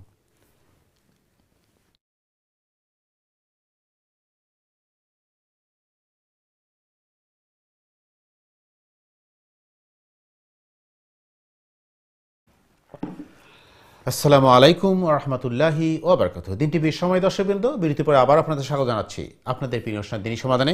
আজকে অনুষ্ঠানে আমাদের উপস্থিত রয়েছেন আমাদের প্রিয় মেহমান, আমাদের নিয়মিত মেহমান ইমামান খতিব মহতারাম মুফতি হাসান নুরী সাহেব, আজকে গুরুত্বপূর্ণ আলোচনা করার জন্য। সুপ্রিয় দর্শকবৃন্দ, আমরা আলোচনা করছি ঈমান নিয়ে এবং প্রফেসর আসলামের জীবন থেকে আলোচনা, তার সিরা নিয়ে। আপনাদের এ ব্যাপারে প্রশ্ন অথবা অন্য কোনো দিনই ব্যাপারে প্রশ্ন করবেন, মতামত দেবেন ইনশাআল্লাহ সরাসরি সহায়নে 0203515073 দিচ্ছি তার নাম, অথবা যদি ইমেল করতে চান ইমেল করবেন সংক্ষিপ্ত আকারে dini@gmail.com এড্রেসে। আমি বিনীতভাবে অনুরোধ করি প্রিয় দর্শকবৃন্দ, আপনারা জানেন খুব অল্প পরিসরে আমাদের অনুষ্ঠান চেষ্টা করি আমাদের কোরআন হাদিস আলোচনা শেখা এবং দোয়া দরুদ শেখার জন্য। আপনারা প্রশ্ন করবেন টু দি পয়েন্টে, সংক্ষিপ্ত আকারে এবং জীবনধর্মী প্রশ্ন করার জন্য, যেটা আমাদের সবাই উপকৃত হতে পারি। মহতরম, আমাদের বিরতির আগে আমাদের সময়তে ভাই প্রশ্ন করছিলেন গীবত নিয়ে, যিনি বলছেন যে আমরা অনেক সময় আলোচনা করি, গল্পগুজব করি, সেটা বন্ধুবান্ধব বা পাড়াপড়শি বা একসাথে ফ্যামিলির মধ্যে অন্যের কথা চলে আসে, অন্যের মধ্যে আলোচনা চলে আসে, গীবতের মতো হয়ে যায়। এইভাবে যদি আলোচনা হয়, এটা কি গীবত হবে কিনা? যদি করে থাকে তাহলে গীবত থেকে বাঁচার কোনো দোয়া আছে কিনা? জি ভাই, আসল বিষয় হচ্ছে গীবত হচ্ছে যে অন্যের কোনো দোষ বসে আলোচনা করা, অর্থাৎ এটার মধ্যে কোনো ধরনের উপকার নাই। আমরা এমনি বসে বসে একজনের মানে ত্রুটি আলোচনা করলাম, দোষ আলোচনা করলাম, যেটি নিশ্চয় তার মধ্যে আছে, এটি হচ্ছে গীবত। তো গীবতের বিষয় হচ্ছে প্রথমত যদি আমি কারো গীবত করে থাকি তাহলে আমার জন্য প্রথম দায়িত্ব হবে আমি উনার কাছে ক্ষমা চাইতে হবে। আমি বলতে হবে ভাই আমি হয়তো আমার অজান্তে বা অন্য কোনো কথার সাথে অন্যর কথাবার্তার সাথে আমি আপনার গীবত করে ফেলেছি, তো আপনি আমাকে ক্ষমা করেন। এটা হুকুকুল ইবাদ। আর 2 নম্বর হচ্ছে যে গীবত থেকে বাঁচার যে পন্থা আপনি বলছেন এটি হচ্ছে কম কথা বলা, অর্থাৎ সবসময় জিকির আজকার তাসবিহ তাহলিলের মধ্যে থাকা। যদি দেখা যায় 2-4 জন এক জায়গায় বসছি আমরা, ওই জায়গার মধ্যে আমি যদি জিকিরের মধ্যে থাকি তাহলে গীবতের সুযোগ পাওয়া যাবে না। আরেকটা হলো যদি দেখা যায় যে ওইখানে 2-4 জন বসে কোনো একজন মানুষের গীবত করছে, তখন তাদেরকে বোঝানো বলে ভাই এই সাবজেক্টটা বাদ দিয়ে অন্য কোনো সাবজেক্ট আলোচনা করুন যেটি আমাদের উপকারে আসবে। যেমন সাহাবায়ে কেরাম 2-4 জন এক জায়গায় বসলেই তারা দিনই আলোচনা করতেন, এটি যে তাদের কি। তো অন্য আলোচনা করুন, এটি বাদ দিয়ে দিন, কারণ এটা গুনাহ। যদি তারা না মানে তাইলে ওই বৈঠক ত্যাগ করা, এখান থেকে চলে যাওয়া, এটি হচ্ছে কি। আর বাকি জিনিস হচ্ছে যে আল্লাহ সুবহানাহু তাআলার কাছে সাহায্য চাওয়া, যে আল্লাহ আমাকে গীবত সব ধরনের গুনাহ থেকে তুমি হেফাজত করো, কারণ হেফাজতের মালিক তো আল্লাহ। আল্লাহ সুবহানাহু তাআলার কাছে চাইলে আল্লাহ সুবহানাহু তাআলা অবশ্যই হেফাজত করবেন। এবং এটার জন্য সবচেয়ে উত্তম তাসবিহ হচ্ছে লা হাওলা ওয়ালা কুওয়াতা ইল্লা বিল্লাহ, কারণ এই তাহলিল হাদিসে আসছে যে জান্নাতের চাবি। এবং এই তাহলিলের অর্থ হচ্ছে লা হাওলা, আমার কোনো অবস্থান নেই, আমার কোনো অস্তিত্ব নেই, ওয়ালা কুওয়াতা, এবং আমার কোনো শক্তি সামর্থ্য নেই, আমার ভালো কাজেরও কোনো শক্তি নেই, মন্দ কাজ করার শক্তি নেই, এবং মন্দ কাজে বাঁচারও কোনো শক্তি নেই, ইল্লা বিল্লাহ, একমাত্র আল্লাহ সুবহানাহু তাআলার তৌফিক ছাড়া। তো এই তাহলিল বেশি করে পড়লে ইনশাআল্লাহ বিইজনিল্লাহ আল্লাহ হেফাজত করবেন। জাযাকাল্লাহু খাইরান। সম্মানিত দর্শক, আশা করি আপনার প্রশ্নের জবাব পেয়েছেন। আসলে একটা গুরুত্বপূর্ণ জিনিস আমাদের সম্মানিত দর্শক আমাদের সামনে উপস্থাপন করেছেন গীবত নিয়ে। আমাদের সমাজে আসলে আপনি অবশ্যই একমত হবেন যে এটা আমাদের একটা ব্যাধির মতো।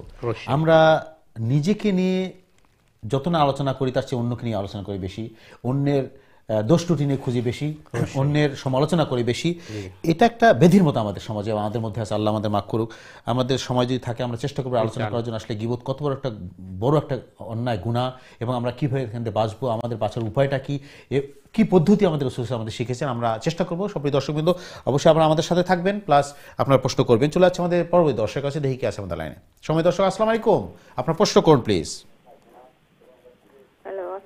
ওয়ালাইকুম আসসালাম ওয়া রাহমাতুল্লাহ। জি, আপনি কেমন আছেন? জি ভালো আছি আলহামদুলিল্লাহ। আমি একটা জিনিস জানতে চাইছিলাম। জি বলেন। আমার হাজবেন্ডে আর কি একটা ইতালিয়ান রেস্টুরেন্ট আর কি খাম হরই, ওখানে কানোরিও আছে, বার আছে, সপ্তাহ আছে, ওখান তান কিচেন পোটারও খাম হরই। এটা কিটা হালাল নেই খাম হরা? কিচেন পোটার, জি বুঝতে পারছি। কিচেন পোটারের ইনকাম কিটা হালাল হইব না হারাম হইব? আচ্ছা, সুন্দর প্রশ্ন করছেন বোন, আপনাকে ধন্যবাদ প্রশ্নের জন্য। আমরা কিছুক্ষণ আগে বোধহয় আপনি অনুষ্ঠানটা শুনছেন বা দেখতেছেন, এই জন্য আপনি প্রশ্নটা করলেন। আমাদের এক দর্শক প্রশ্ন করছিলেন যে আসলে এই যে আমাদের রেস্টুরেন্টে আমরা কাজ করি, এখানে হালাল হারাম সব কিছু থাকে, এবং অনেকে আমরা বলি যে এখানে তো হালালও আছে হারাম আছে, এখানে আমাদের এই ইনকামটা বৈধ হবে কিনা। আমাদের সময় তো মেহমান আমাদের এই বিস্তারিত আলোচনা করছেন, যদিও আপনি যদি মিস করে থাকেন আমরা আবার আলোচনা করবো ইনশাআল্লাহ মহতরম। সম্মানিত দর্শক, সুন্দর প্রশ্ন করছেন যে ইতালি রেস্টুরেন্ট যদি আমরা কাজ করি সেখানে তো সব কিছু আছে, বারো আছে, বা উনি কিচেন পোর্টার হিসেবে কাজ করেন, এটাকে হালাল হবে কিনা? জি জীবন আসুন দেখেন, বিষয়টা হচ্ছে যে উনি যে কিচেন পোর্টারের কাজ করেন, ওই মানে টাকাটা তো ক্যাশে যাচ্ছে মালিকের কাছে, এবং মালিকের মানে তিনি যে অ্যালকোহল বা মদ বিক্রি করতেছেন ওইটাও কিন্তু মিক্স হচ্ছে, এক নাম্বার। 2 হচ্ছে যে উনি যে কাজ করছেন ওনার কাজের মাধ্যমে কিন্তু মালিকের সহযোগিতা হচ্ছে। আর কোরআন বলছে যে অন্যায় কাজের সহযোগিতা না করতে। তো সেহেতু মানে এটা মানে তিনি এখনই কাজ ছেড়ে দিতে হবে এটা বলা যাবে না। হ্যাঁ, এটা বলা যেতে পারে এর থেকে উত্তম যদি কোনো কাজ উনি পান তাহলে চেষ্টা করা দরকার, এবং আল্লাহর কাছে সাহায্য কামনা করার দরকার যে আল্লাহ আমাকে পরিপূর্ণ হালাল রিজিকের ব্যবস্থা করে দাও। আর উনিও চেষ্টা করলো যদি উত্তম কাজ পায় তাইলে ছেড়ে দিবে। আর মানে কাজ না পাইলে তো ওনার বিকল্প অবস্থা নেই। উনি যতটুকু বেঁচে আছে অর্থাৎ কিচেন পোর্টারের কাজ করতেছে, মনে করেন প্রত্যেক মানুষই তো আমরা জানি আমরা প্রত্যেকে গুনাহগার, তওবা ইস্তেগফার করবে, আল্লাহ মাফ করবেন, এবং চেষ্টা করতে হবে এর চেয়ে আরও হালাল কোনো কিছু পাওয়া যায় কি না। যদি পাওয়া যায় তাইলে মানে কি করা, এই অন্য বিকল্প ব্যবস্থা নেওয়া। আল্লাহ তাআলা আমাদের বোঝার তৌফিক দান করুন। একটা জিনিস আমাদের ক্লিয়ার হলো যে আমাদের আল্লাহ তো ভেতরে জানেন মনটা, যে আমি যে কাজটা করতেছি এখানে আমরা হারাম জিনিস আছে, বা আমি তাকে, আপনি যেটা বললেন যে আমি হারাম কাজে সহযোগিতা করতেছি, যদিও আমার কাজটা হারাম না, মানে মাই কাজ ইটসেলফ, আমি যে কাজটা করতেছি কিছুর পর এখানে হালাল কিছু নাই না, এবং মালিক তো আপনাকে বলবে না যে শুধু কিচেনের আয় থেকে তোমার বেতন দেবো, এটা বলবে না, বা কিচেন থেকে তো আয়ও নাই, কিন্তু যেহেতু আমি সহযোগিতা করতেছি, এবং এভাবে বলা আছে যে হারাম কাজে সহযোগিতা করতেও পারবা না। তো আল্লাহ, আপনি যে সুন্দর কথা বললেন যে আমাদের চেষ্টা করতে হবে, আল্লাহ তো আমাদের চেষ্টা দেখবেন মন থেকে, যদি আপনি বলছেন যে আমি নিয়তটার উপরে সবকিছু ডিপেন্ড করে, আমি কি করছি তার আমার নিয়তটা কি, যে আমি চেষ্টা করব যেখানে পরিপূর্ণ এর চেয়ে বেশি হালাল পাওয়া যায়। তো এখন মানে আমাদের চেষ্টা থাকতে হবে। একটা জিনিস মাত্র আমরা জানতে চাবো যে আসলে আমরা এর আগে আমাদের বহু প্রশ্ন আসছে, ভাবে আমার দর্শক প্রশ্ন করছেন যে আমরা যে অবৈধভাবে ইন্নাই আর্ন করি বা হারামভাবে আর্ন করি, হারাম সে ব্যবসা হোক বা কাজ করি হোক বা হারাম উপায় হোক, এই যে আর্নটা করি আমরা, যে ইনকামটা করি, সেটা আমরা জীবনে ইউজ করতেছি বা আমরা সব কাজে ইউজ করতেছি, এর জন্য এই অন্যায়টা কী ধরনের অন্যায় বা এর শাস্তিটা কি আমরা একটু জানাতেন, বা এই আমরা এই অন্যায়ভাবে ইনকাম করার পরে সেটা আপনি অবৈধভাবে ইনকাম হোক বা হারাম কাজের মাধ্যমে ইনকাম হোক, এই ইনকামটা আমরা করলে আমরা কীরকম শাস্তি পাবো, এবং আমাদের তখন ইবাদতগুলোকে কবুল হবে কিনা, বা আমাদের আল্লাহর কাছে যে আমরা চাবো আল্লাহর দোয়াটা কবুল হবে কিনা, যদি জানতাম। দেখেন, প্রথম জিনিস তো হচ্ছে যেটি হাদিসে আসছে যে হাসরের দিন 5টা প্রশ্নের উত্তর না দেওয়া পর্যন্ত কেউ পাই নাড়াতে পারবে না। তোর মধ্যে সম্পদের ব্যাপারে 2টা প্রশ্ন আসবে, তোমার ইনকাম কিভাবে করছো এবং এটাকে ব্যয় কিভাবে করছো। 2টা জিনিস, শুধু ইনকাম না, ব্যয়টা কিভাবে, মানে আসলে একটা সম্পদের ব্যাপারে 2টি প্রশ্ন। কিন্তু আমাদের মহতরাম একটা জিনিস আমি অ্যাড করি, দর্শকরা যারা আমার সাথে আছেন, যে আসলে আমরা মনে করি শুধু আয়টাই বোধহয় হালাল হতে হবে, কিন্তু ব্যয়টাও যে হালাল হতে হবে সেটা একটা জিনিস আমরা কিন্তু অনেকে বুঝি না। সম্পদের ব্যাপারে 2টি প্রশ্ন আসবে, তোমার ইনকামের সোর্স কি এবং তুমি কিভাবে ব্যয় করছো। এটি বোঝায় এটা একটা কঠিন প্রশ্ন। নাম্বার 2 হচ্ছে যে হারাম কাজ যদি কেউ হারামকে গুরুত্ব না দিয়ে করে, এটা 2 ধরনের বিষয় আছে। সে হারাম হালাল বিশ্বাসই করে না, আরে হারাম হালাল কি, তাহলে তার ইমানই থাকবে না। কিন্তু সে হারামকে হারাম মানে, এবং কিন্তু অলসতার কারণে সে হয়তো ওই হারাম কাজের মধ্যে লিপ্ত আছে, এটা হয়তো আল্লাহ কোনদিন তারে বুঝ দিলে চলে আসবে, অথবা সে হালাল কাজ পাচ্ছে না। 2 পথ, চেষ্টার মধ্যে আছে কিন্তু। আর 3 নম্বর প্রশ্নটা হচ্ছে যে হারাম যদি সে জেনে শুনে থাকে তাহলে তাকে অবশ্যই তো শাস্তি ভোগ করতে হবে। আর হারামের আরেকটি মানে আপনার এই বাদ রিয়াকশন হচ্ছে যে দুনিয়াতেই দেখা যায় যারা হারাম আয় করে, ইনকাম করে, তার পরবর্তী প্রজন্মের কিন্তু এফেক্ট আসে। এই জন্য এই জিনিসটা আমাদেরকে লক্ষ্য রাখা দরকার যে আমরা যাতে এগুলা থেকে বেঁচে থাকি। আবার আরো কিছু মানে মানুষ আমাদের মধ্যে আছে, উনি হারাম ইনকাম করে ঠিকই, কিন্তু যখন শপে বা দোকানে যায় তখন হালাল সুইট খুঁজে, বুঝছেন। তো এটাও কিন্তু কি নাই, সঠিক জিনিস নাই। আমার ইনকামটাই হারাম, আর শুধু আমি খাওয়ার জিনিসটা হালাল খুঁজি। এটা কিন্তু আমাদের সমাজে একটা খুব একটা ইম্পর্টেন্ট ইন্টারেস্টিং জিনিস, যে আমরা খাওয়ার সময় দোকানে গেলে হালাল আছে কিনা, হালাল মিট হালাল সবকিছু খুঁজি, ফুডটা হালাল কিনা, কিন্তু আমার আর্নটা হালাল কিনা, আমি যে আয়টা করতেছি এটা ইটস হালাল কিনা, আমি সত্যি মানে অন্যায়ভাবে করতেছি না, বা আমার সুদের ব্যবসা কিনা, আমি প্রতারণা কিনা, বা অন্যের সম্পদ আমরা বা আমি ইন্টারেস্ট নিচ্ছি কিনা, হ্যাঁ এটা আমরা খুঁজি না। একটা জিনিস মহতরাম, আমাদের দর্শক লাইন আছে, আমি প্রশ্ন নিয়ে আসি, এরপরে আলোচনা করবো ইনশাল্লাহ। তো আমি আশা করি আমার দর্শকদের প্রশ্নের জবাব দিতে পারছি যে হারাম হালামের ব্যাপারে। তো আমরা একটু আলোচনা করবো, চেষ্টা করবো। আসলে খুবই গুরুত্বপূর্ণ একটা বিষয় এবং সিরিয়াস একটা বিষয়, আমাদের আসলে এই ব্যাপারে খুবই আমরা কনফিউজড, এবং আমরা আমাদের মধ্যে কিছুটা দ্বিধাদ্বন্দ্ব আছে। আমরা চেষ্টা করবো আলোচনা করার জন্য। সুপ্রিয় দর্শক অবশ্যই আপনারা আমাদের সাথে থাকবেন। তাহলে চলে আসবে আমার দর্শক আছে, দেখি কি আছে আমাদের লাইনে। সময় দর্শক, আসসালামু আলাইকুম, আপনার প্রশ্ন করুন প্লিজ। ওয়ালাইকুম আসসালাম ওয়া রাহমাতুল্লাহি ওয়া বারাকাতুহু। ভালো আছেন? জি আলহামদুলিল্লাহ, আপনি কেমন আছেন? ভালো আছি আলহামদুলিল্লাহ। জি, আপনার কি প্রশ্ন বলেন? যে উমরা তো যেন আমরা যাই, আমরা চুল কিলা কাটিতাম, রাইনতে জিও করিলে চুল কাটিয়ালে বাদে আইয়া তার ওয়াইফে দিবে, আর ওয়াইফে কাটিয়ালে তো বাদে আমরা কাটিয়ে দিতাম ওলান। আচ্ছা, উমরার চুল আপনারা কিভাবে কাটেন? আর একটা জিও যেন 3 বার যদি করিলাইন উমরা, তে তারা চুল কাটা লাগবো নি কত খান, আর না চূড়া কাটিলে গইব।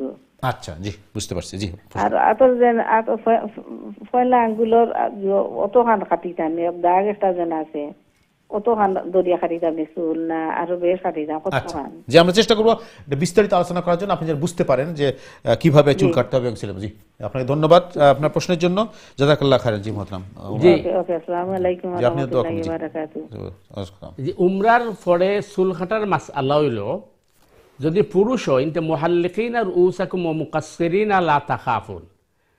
কোরআনের মধ্যে কইছে যে তোমরা মাথারে শেভ করে লাও, মুন্ডাইয়ে ফালাই দাও, আর নাই তোমরা সববাদী সমান করিয়া চুলটে ফালাও। এখন পুরুষে যদি আপনার 2-3 বার উমরা করেন, তাইলে তাই ইচ্ছা করলে মানে তুরা তুরা অতখান করে কাটতে পারবা। পয়লাবার অতটুক কাটলা, দ্বিতীয়বার আর অতটুক কাটলা, এবং তৃতীয়বার তাই আরো অতটুক কাটলা, অথবা মুন্ডাইয়ে ফালাই দিলা। এটা হইল মানে পুরুষের ব্যাপার।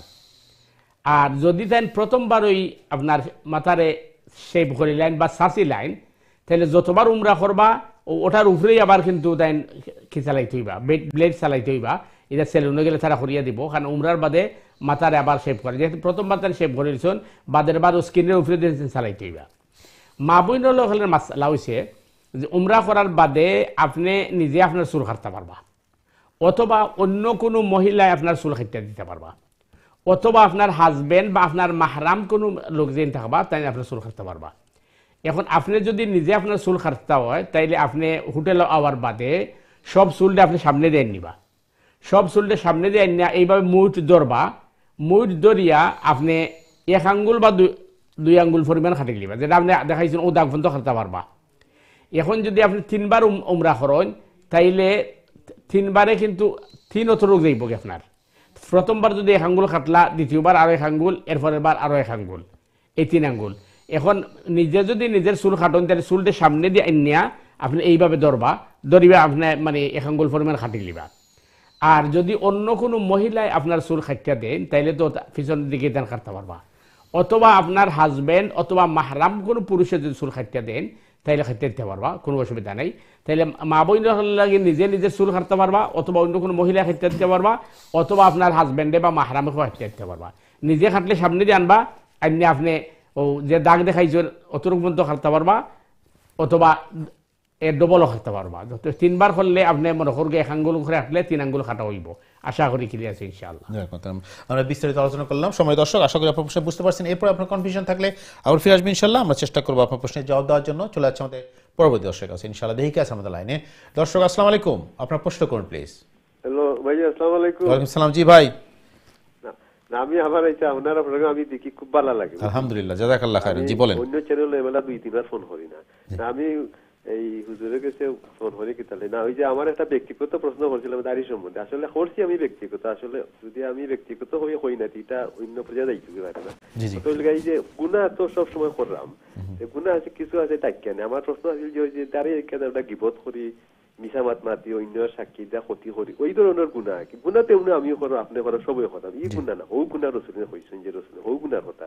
যাই হোক, এটা ভালো হয়েছে। আমি যখন আমার প্রশ্ন হইল আরো একটা, বর্তমানে তো আমরা হারাম হালাল মদ টলিয়া বেশি কনফিউজন। এটা এক কথা আছে, একটা ঘটনা আছে, আল্লাহ তাআলা শনিবারে হইতাম মাছ ধরতেন, এটা জানা আছে। তো 3 গুণ হয়ে গেছে। 1 গুণ হয় শনিবারে মাছ আলগাই দিছে, আলগাই রোববারে ধরছে। এটা আমরা বর্তমানে ও ধরনের চললাম, শনিবারে আলগাইলাম, রবিবারে মাছ ধরলাম, আল্লাহ কত শুনিলাম। আমরা বর্তমানে ও সেকশন আছি। আচ্ছা, আমার প্রশ্ন হইলো আরো একটা আমার, যে এক হাদিস তো আছে যে রাসূলুল্লাহ সাল্লাল্লাহু আলাইহি ওয়াসাল্লাম বইয়া কয়েকজন মহিলার লইয়া তাই মানে আলোচনা হয়, এর মাঝে হযরত উমর আইছেন। আমার পরে মহিলারা তারা গিয়ে লুকাই গেছে টান্ডে ডরাইয়া।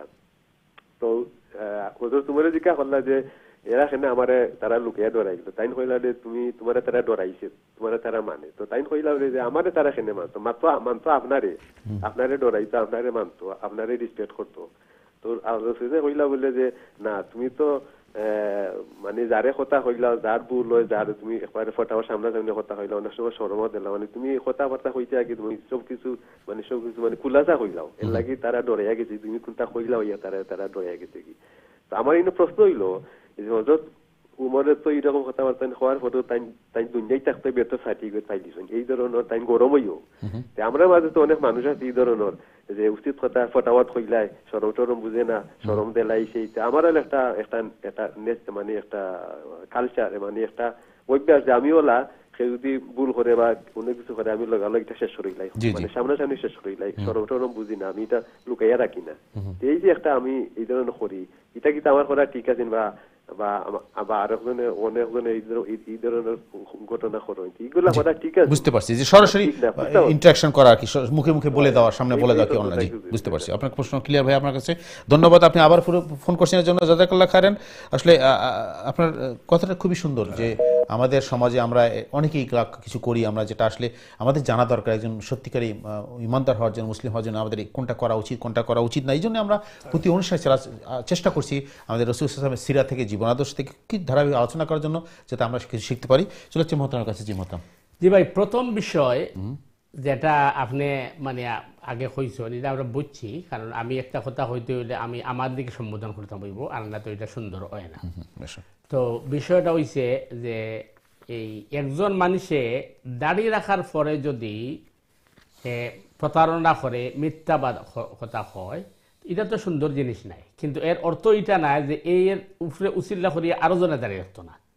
কারণ আরো জনের অপরাধ বা গুনাহ আমার লাগি কিন্তু গুনাহ করার সার্টিফিকেট দেয় না। তো এবং আপনি যেটা কইছেন আমরা সমাজ এটা আছে, আমি এটা নিজে দেখছি যে আপনি বাংলাদেশও যদি যান আপনি দেখবা বাস কাউন্টার অথবা হোটেলের ম্যানেজার সব সময় দেখা যায় বিশাল দাঁড়িয়েলা দেখে রাখা হয়, আর মানুষ যায় দাঁড়িয়ে দেখে বালা মানুষ, এবার মানুষ প্রতারিত হয়। কেউ যদি এইভাবে তার সুরত এবং কি দিয়া মানুষকে কি করে প্রতারণা করে, এটা তো মারাত্মক অপরাধ, এটার লাগে আল্লাহর কাছে জবাবদিহি করব।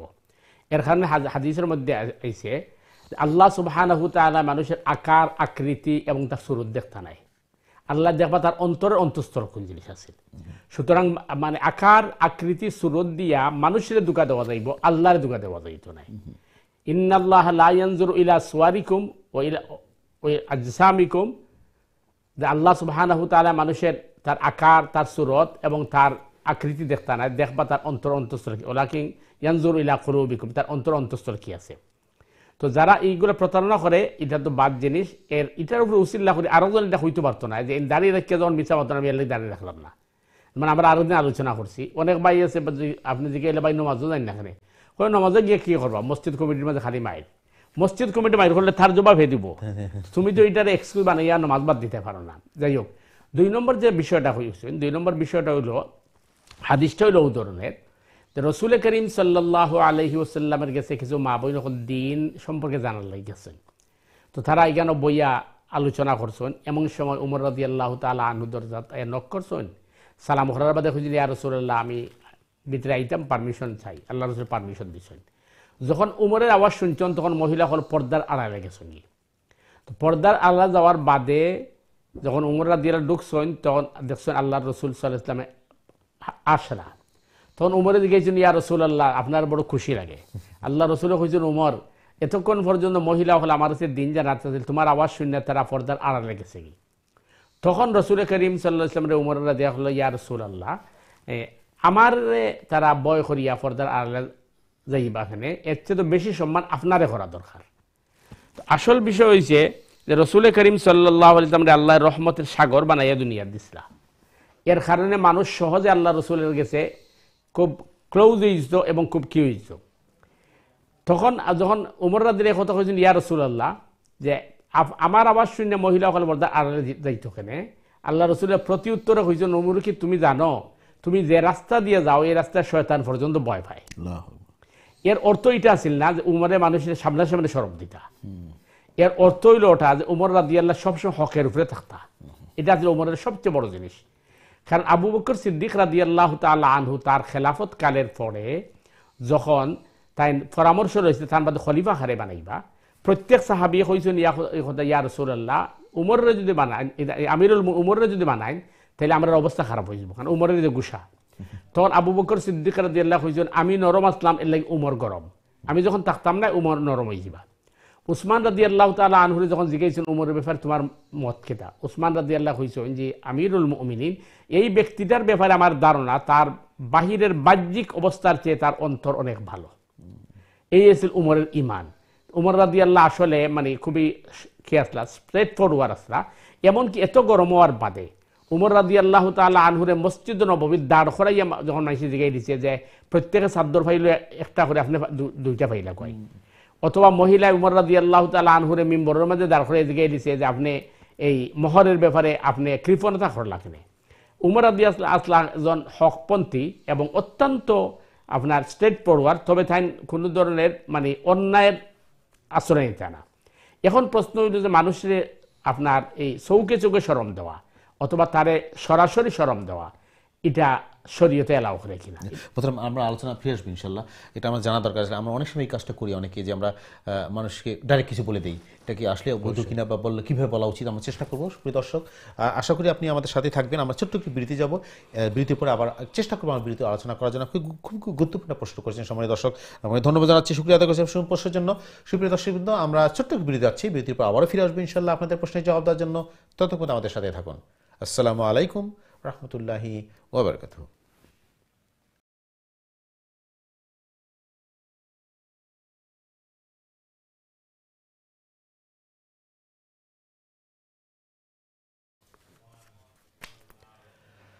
আসসালামু আলাইকুম ওয়া রাহমাতুল্লাহি ওয়া বারাকাতুহু। দিন টিভির সম্মানিত দর্শকবৃন্দ, বিরতির পরে আবার আপনাদের স্বাগত জানাচ্ছি আপনাদের প্রিয় অনুষ্ঠান দিনী সমাধানে। প্রিয় দর্শকবৃন্দ, আজকে আমরা অনেক সময় উপস্থিত হয়েছেন আমাদের প্রিয় মেহমান, আমাদের নিয়মিত মেহমান ইমাম খতিব মহতারাম মুফতি হাসান উদ্দিন চৌধুরী সাহেব। আজকে গুরুত্বপূর্ণ আলোচনা এবং আপনাদের প্রশ্নের জবাব দেওয়ার জন্য, আপনি যারা প্রশ্ন করতে চান, মতামত দিতে চান, সরাসরি প্রশ্ন করবেন স্টুডিও লাইনে 0203515073 এই নাম্বারে, অথবা যারা ইমেল করতে চান ইমেল করবেন সংক্ষিপ্ত আকারে দিনী সমাধান@gmail.com এই অ্যাড্রেসে। আমি বিরুদ্ধে অনুরোধ করি প্রিয় দর্শকবৃন্দ, আপনার প্রশ্ন করার সময় আপনারা দয়া করে টিভির ভলিউম কমিয়ে দিয়ে অথবা মিউট করে আমাদের ফোনে কথা বলবেন। এরপর আপনার টিভিতে আপনার অনুষ্ঠান দেখতে হবে ইনশাআল্লাহ। জাযাকাল্লাহ খাইরান।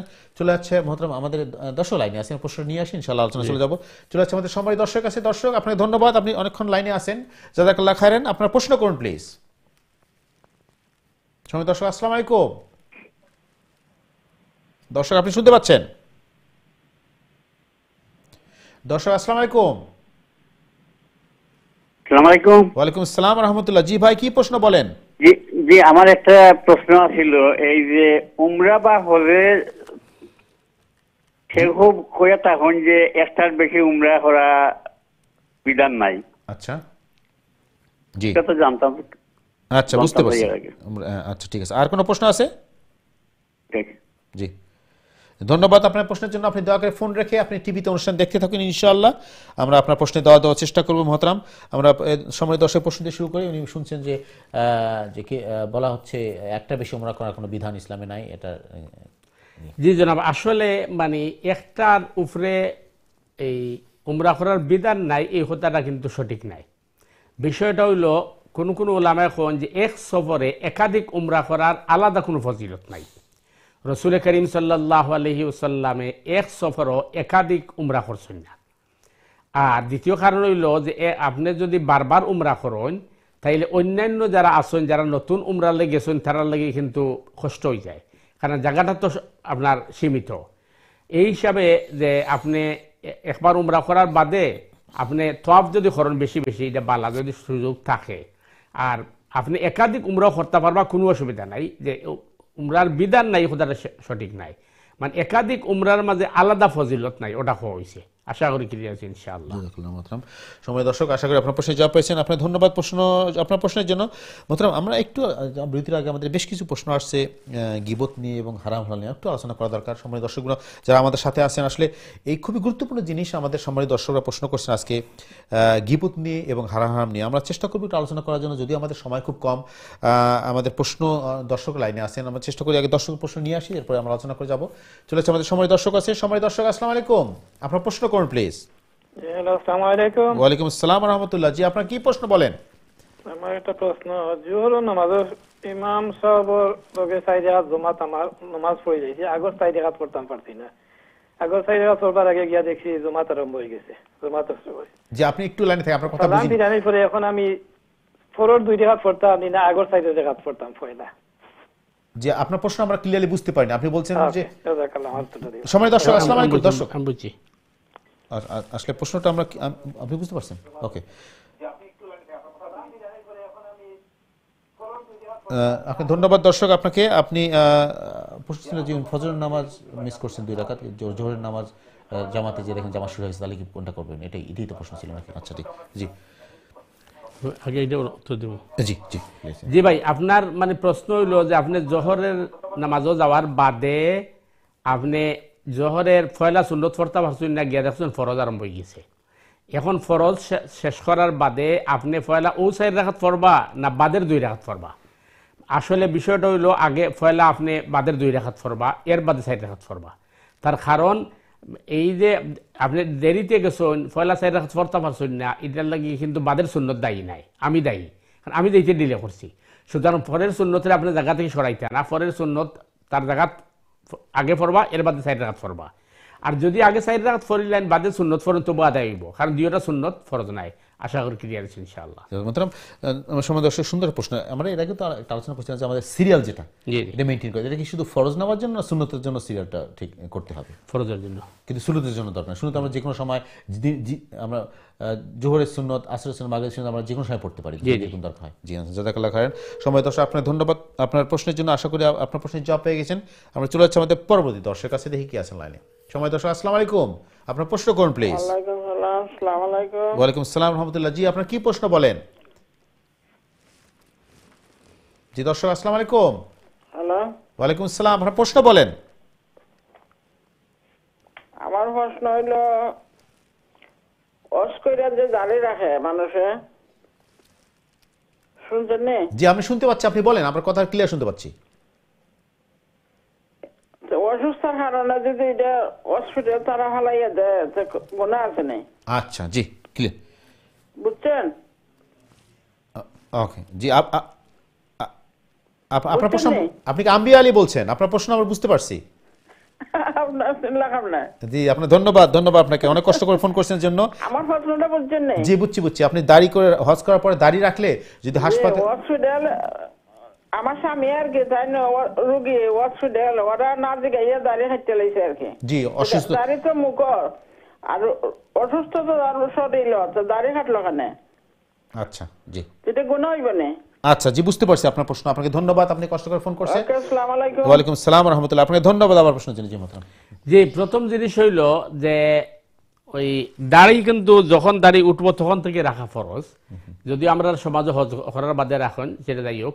এখন আপনি কয়েন যে হসপিটালের মধ্যে আপনার স্বামীর দাড়ি তারা খাটি লিছে, তো তারা যদি আপনারা নাজিকাইয়ে খাটি লায় তো এটার লাগি তো আপনারা দায়ী নাই।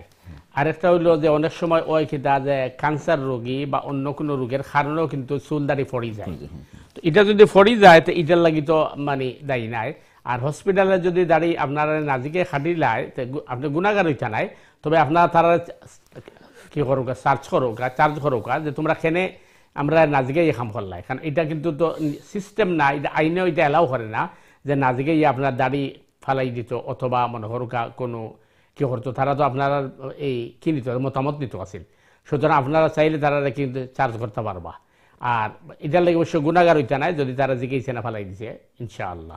প্রথমে একটা আমাকে সময় দর্শকের জন্য ধন্যবাদ জানাচ্ছি, সুন্দর প্রশ্ন করছেন। যেরকম কিন্তু অসুস্থতা বা চিকিৎসার জন্য ডাক্তাররা তো অনেক কিছু করেন, যেটা যদি চিকিৎসার জন্য হয় অথবা অসুস্থতার জন্য হয়, যেটা যদি আমরা কেটে ফেলা হয় সেটা চুল হোক বা দাড়ি হোক, তার চিকিৎসার জন্য দরকার, তাহলে তো এটা তো হতেই পারে। যেমন মনে করেন আপনি আল্লাহ না করে এই জায়গায় অপারেশন হবে, তখন তো দাড়ি তো ফেলে দিবে এমনি। এটা তো যেটা আগে বলছি যে প্রয়োজনের থাকে যেটা করা হবে, এটা তো অসুস্থ। জি ইনশাআল্লাহ জাযাকাল্লাহ খাইরান। আপনার সুন্দর প্রশ্ন ধন্যবাদ, আশা করি আপনার প্রশ্নের জবাব পেয়েছেন। চলে যাচ্ছে আমাদের পরবর্তী দর্শকের কাছে ইনশাআল্লাহ, দেখি কি আছেন লাইনে। সময় দর্শক আসসালামু আলাইকুম। সময় দর্শক আসসালামু আলাইকুম। আসসালামু আলাইকুম। ওয়ালাইকুম আসসালাম ওয়া রাহমাতুল্লাহ। জি আপনার কি প্রশ্ন বলেন? জি আমার প্রশ্ন হইছে এই যে ওইখানে যখন দ্বিতীয় এই উমরা করা হয় তো অনেকে আয়সা মসজিদ থেকে ওইখান থেকে করে থাকেন, কিন্তু আমাদের অনেক আলিমরা বলে থাকেন যে আয়সা মসজিদের এইটা এখানে করার কোনো বিধান নাই, ওইখানে শুধু ওই মক্কা শরীফের যারা আছেন তাদের জন্য, কিন্তু ওইখানে তো হাজার হাজার লোকেরা তো ওইভাবে করে করতেছে। জি বুঝতে পারছি আপনার প্রশ্ন, আমরা ক্লিয়ার, কারণ এই প্রশ্ন আমাদের অনেকবার আসছে যে অনেকে আয়সা মসজিদ থেকে এসে আবার উমরা করেন। যে আমরা চেষ্টা করবো একটা আলোচনা করার জন্য, আপনি আমাদের সাথে থাকেন। জি মোহতারাম। দুইটা জিনিস, একটা জিনিস দেখো গা যে আপনি মানে হজে আমরা যাই, হজ যাওয়ার সময় যারা হজ্জে তামাত্তু করেন তারা ফলে উমরার এহরাম বান্ধিয়া গিয়া মক্কা ঢুকেন। উমরার এহরাম বাঁধবার লাগি আমরা মিকাত থেকে এহরাম বাঁধতে হইব। তো মিকাত থেকে এহরাম বান্ধি আপনি মাক্কা মুকাররমায় পৌঁছছেন, আপনি উমরা পালন করছেন। উমরা পালন করার বাদে তো আমরা আপনি এহরাম দিয়ে বাড়ি গেছেন। এখন 8ই জিলহজ যখন আপনি আবার হজের এহরাম বানবা, তখন তো আপনি আর মিকাতও ফিরিয়াইতে নাই, আপনি হয় হোটেল থেকে বানবা অথবা এই হারাম থেকে বানবা। এর মানে হইল আপনি যদি আগে হারাম বান্ধিয়া ঢুকি যায় মাক্কার মাঝে, আর আপনি উমরা শেষ করিলেন, দ্বিতীয়বার যে হারাম বানবা আপনি কিন্তু এখন ও হরমের ভিতরের মাসলাত গেছেন কি। তো যারা একবার উমরা করে লিছেন যাওয়ার উমরা যে এবার আগে তো তাই মেকাত থেকে এহরাম বান্ধে গেছলা, তো দ্বিতীয়বার যখন তাই এহরাম বানবা তখন তারা মসজিদে আয়েশা থাকি বা তানঈম থাকি আপনি গিয়া এহরাম বানতা। কারণ মানে যারা এই হিল্লি যারা এরা তানঈম থাকি এহরাম বান্ধন। আর আম্মাজান আয়েশা সিদ্দিকা রাদিয়াল্লাহু তাআলা আনহায় যখন তার পিরিয়ডের কারণে তাই উমরা করতে পারছিল না, তখন আল্লাহ রসুল কইতা তুমি যাও গিয়ে তানঈম থাকি গিয়ে এহরাম বান্ধে লাও। এর কারণে মসজিদের নাম হয়েছে আয়েশা। সুতরাং আপনি দ্বিতীয়বার উমরা করতে হইলে মসজিদে আয়েশা থেকে ইহরাম বান্ধিয়া করতে পারবা, কোনো অসুবিধা নাই। কিন্তু বিষয়টা হইল যে যারা কইন তারা ওখানে কইন যে বারবার উমরা করা তো আলাদা ফজিলত নাই, সুতরাং এটা দরকার নাই, কিন্তু আপনি চাইলে করতে পারবা, কারণ এই ব্যাপারে উলামায়ে কেরামের মতামত আছে। আশা করি কি দিয়ে ইনশাআল্লাহ। জাযাকাল্লাহু খাইরান। সম্মানিত দর্শক, আশা করি আপনার প্রশ্নের জবাব পেয়ে গেছেন, ধন্যবাদ। আর এরপরে আপনার যদি কনফিউশন থাকে আপনি আবার ফিরে আসবেন ইনশাআল্লাহ। মোতারাম একটু যদি আমাদের আলোচনায় ফিরে যাই, আসলে গুরুত্বপূর্ণ আলোচনা আমরা শুরু করছিলাম সম্মানিত দর্শক প্রশ্ন থেকে, যে গীবত আসলে একটা কী ধরনের অন্যায় বা গুনাহ, এবং আমাদের সমাজে আসলে আপনি অবশ্যই একমত হবে আমার সাথে যে আমাদের এই চর্চাটা, পরচর্চা, পরনিন্দা, সেটা ঠাট্টা চলে হোক, আলোচনা চলে হোক, বা গল্প আলোচনা করছি আমরা অন্যের সমালোচনা, এবং এটা এমনভাবে একটা রোগের মতো আমাদের সমাজে, ব্যাধির মতো, যে আমরা এটাকে মনেই করি না যে আমরা অন্যের আলোচনা বা অন্যের নিন্দা, অন্যের সমালোচনা করতেছি, এটা যে একটা অন্যায়, এটা কত বড় একটা গুনাহ, এটা আসলে আমরা কিভাবে দেখব, এবং আমাদের এখান থেকে বাঁচার উপায়টা কি? কেন আমরা নিজেকে, যেখানে ক্লিয়ারলি বলা হচ্ছে যে তোমরা নিজে বাঁচো এবং পরিবারকে বাঁচাও, অন্য নিয়ে আমাদের এত চিন্তা কেন? অন্যকে নিয়ে কে কী করলো না করলো এটা নিয়ে আমরা খুব বেশি, অথচ নিজেকে ভাবি না আমি কী করতেছি, আমার অবস্থা কথা হবে, আমার জবাব আমরা কী দেবো, এটার চেয়ে আমরা অন্যকে নিয়ে বেশি ব্যস্ত কেন, এবং আমরা বাঁচবো কীভাবে, এবং গীবতটা কী ধরনের একটা অন্যায় একটু বলতে আমাদের। প্রথম বিষয়, গীবত কি? গায়েবটা কি গীবত? গায়েব মানে অদৃশ্য, কারো অনুপস্থিতিতে তার কোনো দোষ আলোচনা করা। এই দোষ যদি তার মধ্যে থাকে তবুও কিন্তু এটা করা কবিরা গুনাহ, কারণ এটা ক্ষতি ছাড়া লাভ হয় না। এখন প্রশ্ন হচ্ছে যে কোন কোন ক্ষেত্রে গীবত করা যায়। এর প্রথম একটা ক্ষেত্র হচ্ছে যদি শাসক জালিম হয়, তাহলে জালিমের বিরুদ্ধে তার যে অপকর্ম জাতির সামনে তুলে ধরা, এটা গীবতের পর্যায়ে পড়ে। তার অন্যায় জুলুম এগুলো জানার প্রশ্ন করা, জি এটা ঠিক আছে, এটা গীবতের পর্যায়ে পড়ে না, এটা জিহাদের পর্যায়ে পড়ে। মাশাআল্লাহ। কারণ আপনি যদি তার অন্যায় তুলে না ধরেন তাহলে জাতি জানবে না, জানবে কিভাবে? আরেকটি হচ্ছে যে আপনি দেখছেন আমার সন্তান সে আমার অনুপস্থিতিতে কোন অপকর্ম করছে, এখন আপনি যদি আমাদের সতর্ক না করেন তাহলে আমি তাকে শাসন করতে পারবো না।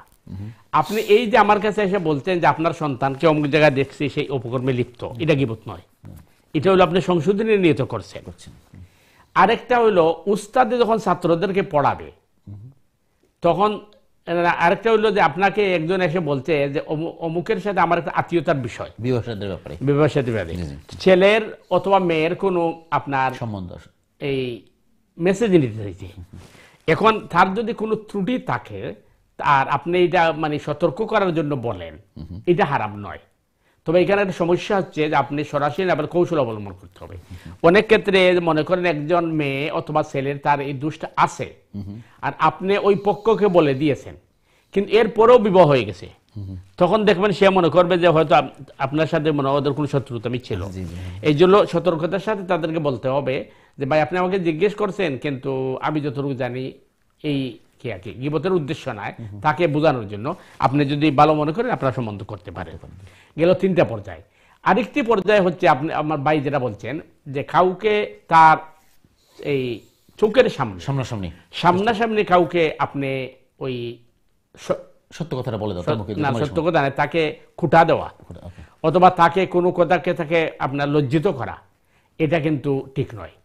কারণ কোরআন বলছে ওয়াইলুল লিকুল্লি হুমাজাতিল লুমাজা, হুমাজা এবং লুমাজা, পিছনে যারা আপনার গীবত করে এবং মানুষের সামনাসামনি যারা মানুষকে লজ্জিত করে, উভয়টাই কিন্তু অপরাধ। সুতরাং মানুষকে আপনি তার সামনাসামনি লজ্জিত করবেন না, এটা ঠিক নয়। এই জন্য রসুল করিম সাল্লাল্লাহু আলাইহি ওয়াসাল্লাম কাউকে কোনো সময় এটা বলেন নাই তুমি এটা করো অথবা করলে না কেন। রসুল ইসলাম বলতেন যে এটা করলে ভালো হবে বা এটা না করলে ভালো হবে। আর আরেকটা হলো আমি যেটা বলছিলাম যে টিচারে যখন তার স্টুডেন্টদেরকে পড়ায় তখন স্টুডেন্টদের মধ্যে অনেক মানে দুর্বলতা দেখবে, তখন সে তো অন্যান্য স্টুডেন্টের সামনে বলতে হবে। এইটা কিন্তু স্টুডেন্টে ওই আপনার তার শিক্ষার জন্য বা তাকে লেসন দেওয়ার জন্য বলতেছে, এটা কিন্তু এই খুঁটা দেওয়ার ক্ষেত্রে পড়ে না। মানুষের কোনো দোষ মানুষের সামনে বলে দেওয়া, তাকে লাঞ্ছিত করা, এটা কিন্তু শরীয়তে এলাও করে না, কারণ একজন মানুষের সম্মান অনেক বেশি।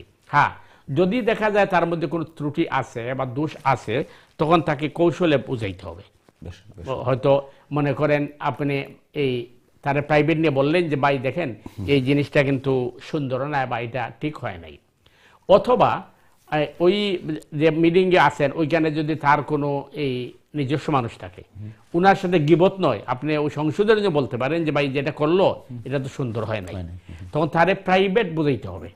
অথবা তৃতীয় আর একটা পন্থা হইলো, মানে আমি এটা বোঝার জন্য বলতেছি, আমাদের সমাজে আমরা দেখছি মসজিদে যাওয়ার পরে অথবা সামাজিক আমরা যে মিটিংগুলোতে যাই, ওইখানে গেলে দেখা যাবে অনেক সময় অনেকে অসামাজিক কাজের মধ্যে লিপ্ত হয়ে গেছে অথবা কোনো ধরনের অন্যায় করতেছে, তখন তাকে যদি বলা হয় যে তোমার এটা কিন্তু ঠিক নয়, যেমন একজন মানুষের রুকু ঠিক হয় নাই, তখন আমি যদি বলে ফেলি যে আপনার রুকুটা ঠিক হয় নাই, তখন এই মানুষের লজ্জা পাবে, নিজেকে অফেন্ডেড ফিল করবে।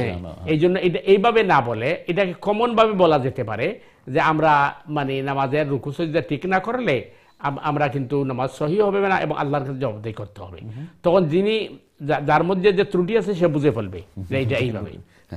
এই ক্ষেত্রে একটা সুন্দর ঘটনা আছে ইতিহাসের কিতাবে, যে একজন মুরব্বী তিনি অজু করছেন ফুরাত নদীতে, ইরাকের ফুরাত নদীতে অজু করছেন, আর ওই তীর দিয়ে হাঁটে যাচ্ছেন ইমাম হাসান এবং হুসেন রাদিয়াল্লাহু তাআলা আনহু। তারা দুই ভাই তখন ছোট ছিলেন, তখন তারা দেখছেন ওই মুরব্বী যে অজু করছেন তার অজু কিন্তু হচ্ছে না, কারণ অঙ্গ প্রত্যঙ্গ ভালোভাবে ধুইছেন না।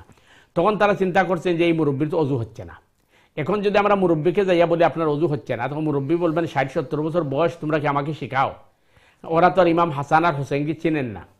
তখন তারা দুই ভাই চিন্তা করছেন আমরা উনাকে সংশোধন না করলে তো আমরা গুনাহগার হয়ে যাব, কারণ উনি ভুল করতেছেন।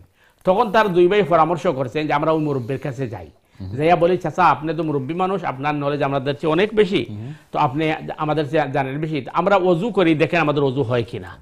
মানে এই যে হিকমা প্রথম আমরা ফিরে আসবো আলোচনা ইনশাআল্লাহ। আসলে জানার দরকার সুপ্রিয় দর্শক, আপনারা আমাদের সাথে আছেন, আসলে আমরা যেটা বলি অনুষ্ঠানটা আমাদের সবার জন্য একটা অপরচুনিটি, আমরা এখান থেকে শিখবো। আমাদের উদ্দেশ্য হলো আমরা নিজের আলোচনা করবো, শিখবো দিনটা, আমাদের যে ভুলগুলো রয়েছে, আমাদের যে মিসকনসেপশন আছে দিনের ব্যাপারে দূর করে আমরা সঠিকটা শিখবো, জানবো এবং আমাদের ইবাদতগুলোকে আল্লাহর কিভাবে আমাদের কবুল করেন সেই চেষ্টা করবো আমরা রাসূল সাল্লাল্লাহু আলাইহি ওয়াসাল্লামের দেখানো পথ মতে। ইনশাআল্লাহ আমাদের তৌফিক দান করুক। আমরা আবার আলোচনায় ফিরে আসবো ইনশাআল্লাহ। দর্শক আমাদের সাথে থাকেন, চলে আসছে আমাদের দর্শকের কাছে, দেখি কি আছে আমাদের লাইনে। সময় দর্শক, আসসালামু আলাইকুম, আপনার প্রশ্ন করুন প্লিজ। হ্যালো, আসসালামু আলাইকুম। ওয়ালাইকুম আসসালাম। আমার প্রশ্ন বেসিক্যালি হচ্ছে তিনটা, কিন্তু আমি খুব ব্রিফলি বলছি please.